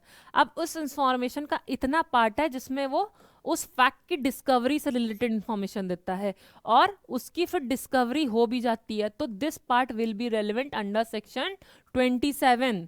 Police officer accuse person, discovery कैसे होगी? पुलिस ऑफिसर एक्यूज पर्सन को लेके जाएगा उस प्लेस पे जहां वो बोलता है कि मैंने ये, फॉर एग्जांपल मैंने ये वेपन यहाँ छुपाया है। पुलिस ऑफिसर उस एक्यूज पर्सन को लेके जाएगा वहां पर, एक्यूज पर्सन दिखाएगा कि इस प्लेस पे, वो पिन पॉइंट करेगा मैंने यहाँ पर ऑफेंसिव वेपन छुपाया जिससे मैंने क्राइम कमिट किया था। आप पुलिस ऑफिसर उसको वहां पर डिस्कवर करेगी। फॉर एग्जांपल अगर जमीन के अंदर तो उसको जमीन के अंदर से निकलवाएगी। अगर वो वेपन मिल जाता जमीन के अंदर तो वो रेलिवेंट होगा सेक्शन 27, बिकॉज एक्यूज के कहने पर, एक्यूज के इंफॉर्मेशन देने पर वो थिंग, वो वेपन वहां से डिस्कवर हुआ है, तो वो that will be relevant under section 27। सी इसे क्या कहते हैं? Doctrine of confirmation by subsequent event. यहां से भी क्वेश्चन आपको बनता है कि डिस्कवरी स्टेटमेंट कौन से सेक्शन में या doctrine of confirmation by subsequent event कौन से सेक्शन में, that is your 27। Fact is deposed as discovered in consequence of the information received. Fact किसके कॉन्सिक्वेंस में मिला है? इंफॉर्मेशन रिसीव, जो इंफॉर्मेशन मिली है उसके कॉन्सिक्वेंस में वो फैक्ट डिस्कवर हुआ है। अक्यूज्ड है, इन पुलिस कस्टडी है, उसने इंफॉर्मेशन दी है, तो सो मच ऑफ इंफॉर्मेशन जो डिस्टिंक्टली रिलेट करती है फैक्ट डिस्कवर्ड से, उतनी इंफॉर्मेशन रेलिवेंट होगी अंडर सेक्शन 27। ना इसके केसेस हम देख लेते हैं। सारे केसेस प्रिलिमिनरी एग्जामिनेशन में पूछे जा चुके हैं। पहला है आपका पुलकुरी कोटैया वर्सेस किम एम्परर। तो एक तो क्वेश्चन ये आ सकता है कि इनमें से कौन कौन से केसेस जो 27 से रिलेटेड, या इनमें से 3 केस दे करके चौथा अदर टॉपिक का केस दे देंगे और पूछेंगे इनमें से कौन सा केस है जो सेक्शन 27 से रिलेटेड नहीं है। तो पहला केस आपका Pulukuri Kottaya versus king emperor, ये प्रिवी काउंसिल का केस है 1946 का, जिसमें कहा गया था if any fact discovered by the information received then evidence of it can be given. तो अगर कोई भी इंफॉर्मेशन जो एक्यूज पर्सन दी है उससे कोई फैक्ट डिस्कवर होता है तो उसका एविडेंस दिया जा सकता है। Mohammad Inayatullah versus state of Maharashtra, इसमें इस केस में क्या था कि जो एक्यूज पर्सन था उसने अपने रिलेटिव की डेथ कॉज की थी, अपने ताई जी, उसकी बेटी, उनके दामाद की, सो दैट उसको प्रॉपर्टी मिल सके। वो क्या करता, उसने डेथ कॉज करने के बाद वो पुलिस ऑफिसर के पास जाता है, वो कन्फेशन देता है कि मैंने मैंने ये ऑफेंस कमिट किया है और मैंने जिस वेपन से मारा था वो मैंने यहाँ छुपा दिया है। आप पुलिस ऑफिसर को कन्फेशन दिया तो ये तो इररेलेवेंट होगा 25 में, लेकिन जो फैक्ट्स की डिस्कवरी हो रही कि मैंने इस वेपन से मारा है, वो फैक्ट्स, वो वेपन जो डिस्कवर हुआ, that will be relevant under section 27 और इसका एविडेंस दिया जा सकता है। Mohammad Inayatullah, next case is your Mohammad Inayatullah versus state of Maharashtra 1975 supreme court. इसमें क्या क्या जाता है, 27 is an section 27 is an exception to 24, 25, 26। That means जो सेक्शन 27 है वो किसका एक्सेप्शन, 24, 25, 26। बिकॉज यहाँ क्या हो रहा है, यहाँ कन्फेशन रेलिवेंट हो जा रहा है, बिकॉज उस कन्फेशन की वजह से फैक्ट डिस्कवर हो रहा है, जो इन्फॉर्मेशन दी उससे वो फैक्ट डिस्कवर हो रहा है, तो वो रेलिवेंट हो जाए, वो रेलिवेंट है तो ये क्या हो जाता है, एक्सेप्शन हो जाता है section 27। Third is your state of UP versus Deoman Upadhyaya 1960 supreme court. इसमें सेक्शन 27 की कॉन्स्टिट्यूशनलिटी अपहेल्ड की गई थी, सुप्रीम कोर्ट ने बोला था कि सेक्शन 27 कॉन्स्टिट्यूशनल है। Fourth is your state of Bombay versus कतिकालू ओघड़ 1961 supreme court. Constitutionality इसमें चैलेंज की गई थी 27 की on the ground of infringement of 20 subsection 3। That means उनका कहना था कि 20 सबसेक्शन 3 में क्या प्रोवाइड, आर्टिकल 20 के सब आर्टिकल 3 में क्या प्रोवाइडेड है कि डॉक्ट्रिन अगेंस्ट सेल्फ इंक्रिमिनेशन, कि कोई भी पर्सन अपने अगेंस्ट एविडेंस नहीं दे सकता है, तो ये बोला गया कि ये उसके अगेंस्ट में है। बट कोर्ट ने कहा कि नहीं, अगर उसने वो चीज़ वॉलंटरी दी है और उससे फैक्ट डिस्कवर हो रहा है, then in that case that is not in violation. So एक आपका ये क्वेश्चन, ये आपका Selvi versus state of Karnataka 2010 का स्टेटमेंट, 2010 का केस है सुप्रीम कोर्ट का कि narco analysis test and brain mapping violates the right against self incrimination. So आपको ये केस भी याद रखना है, आपको ये सारे केसेस याद रखने हैं। वन लाइनर भी इससे प्री से आता है, बाकी तो आपका मेन, जब मेंस का टॉपिक कवर होगा तो उसमें सारे केसेस फैक्ट्स के साथ बताए जाएंगे। बट अभी आपको प्रिलिमिनरी एग्जामिनेशन के पर्पज से इनको एज अ वन लाइनर तैयार करना है, क्योंकि डायरेक्टली ऐसे ही क्वेश्चन पुट होते हैं कि किस केस में क्या कहा गया है। Okay, now section 29, if a confession is otherwise relevant, कोई कन्फेशन अदरवाइज रेलिवेंट है, दैट मीन्स वो इन सेक्शंस में इररेलेवेंट नहीं है। ओके, अदरवाइज रेलिवेंट है तो it does not become irrelevant merely because, तो केवल इस ग्राउंड पे वो इररेलेवेंट नहीं होगा जस्ट बिकॉज वो किसी प्रॉमिस ऑफ सिक्योरेसी में किया गया था, डिसेप्शन प्रैक्टिस किया गया था, उसकी वजह से उसके कॉन्सिक्वेंस में किया गया है, या जिस पर्सन ने किया है वो उस टाइम पर ड्रंक था in answer to question which he need to have answered, जो क्वेश्चन उसको आंसर करने थे उसके क्वेश्चन के आंसर में दिया उसने वो, that he was not warned, या उसे वार्निंग नहीं दी गई थी, that he is not bound to make such confession and that evidence of it might be given against him, तो भी वो रेलिवेंट होगा। Section 29 is your extra judicial confession, because यहाँ पर अगर जजेस को आपने ये कन्फेशन दिया है, अगर एक्यूज पर्सन ने जज को ये कन्फेशन दिया है जिसमें जज ने उसे वार्निंग नहीं दी है कि आप कन्फेशन देने के लिए बाउंड नहीं है और इसको आपके अगेंस्ट यूज किया सकता है, देन इन दैट केस वो इलीगल होगा, वो वैलिड नहीं होगा। 164 क्लियरली कहता है कि ये देना मैंडेटरी, अगर ये नहीं दिया गया है तो वो उसकी कोई वैल्यू नहीं होगी, उसकी कोई एग्जिस्टेंस नहीं होगी, उसे प्रूव नहीं किया सकता है।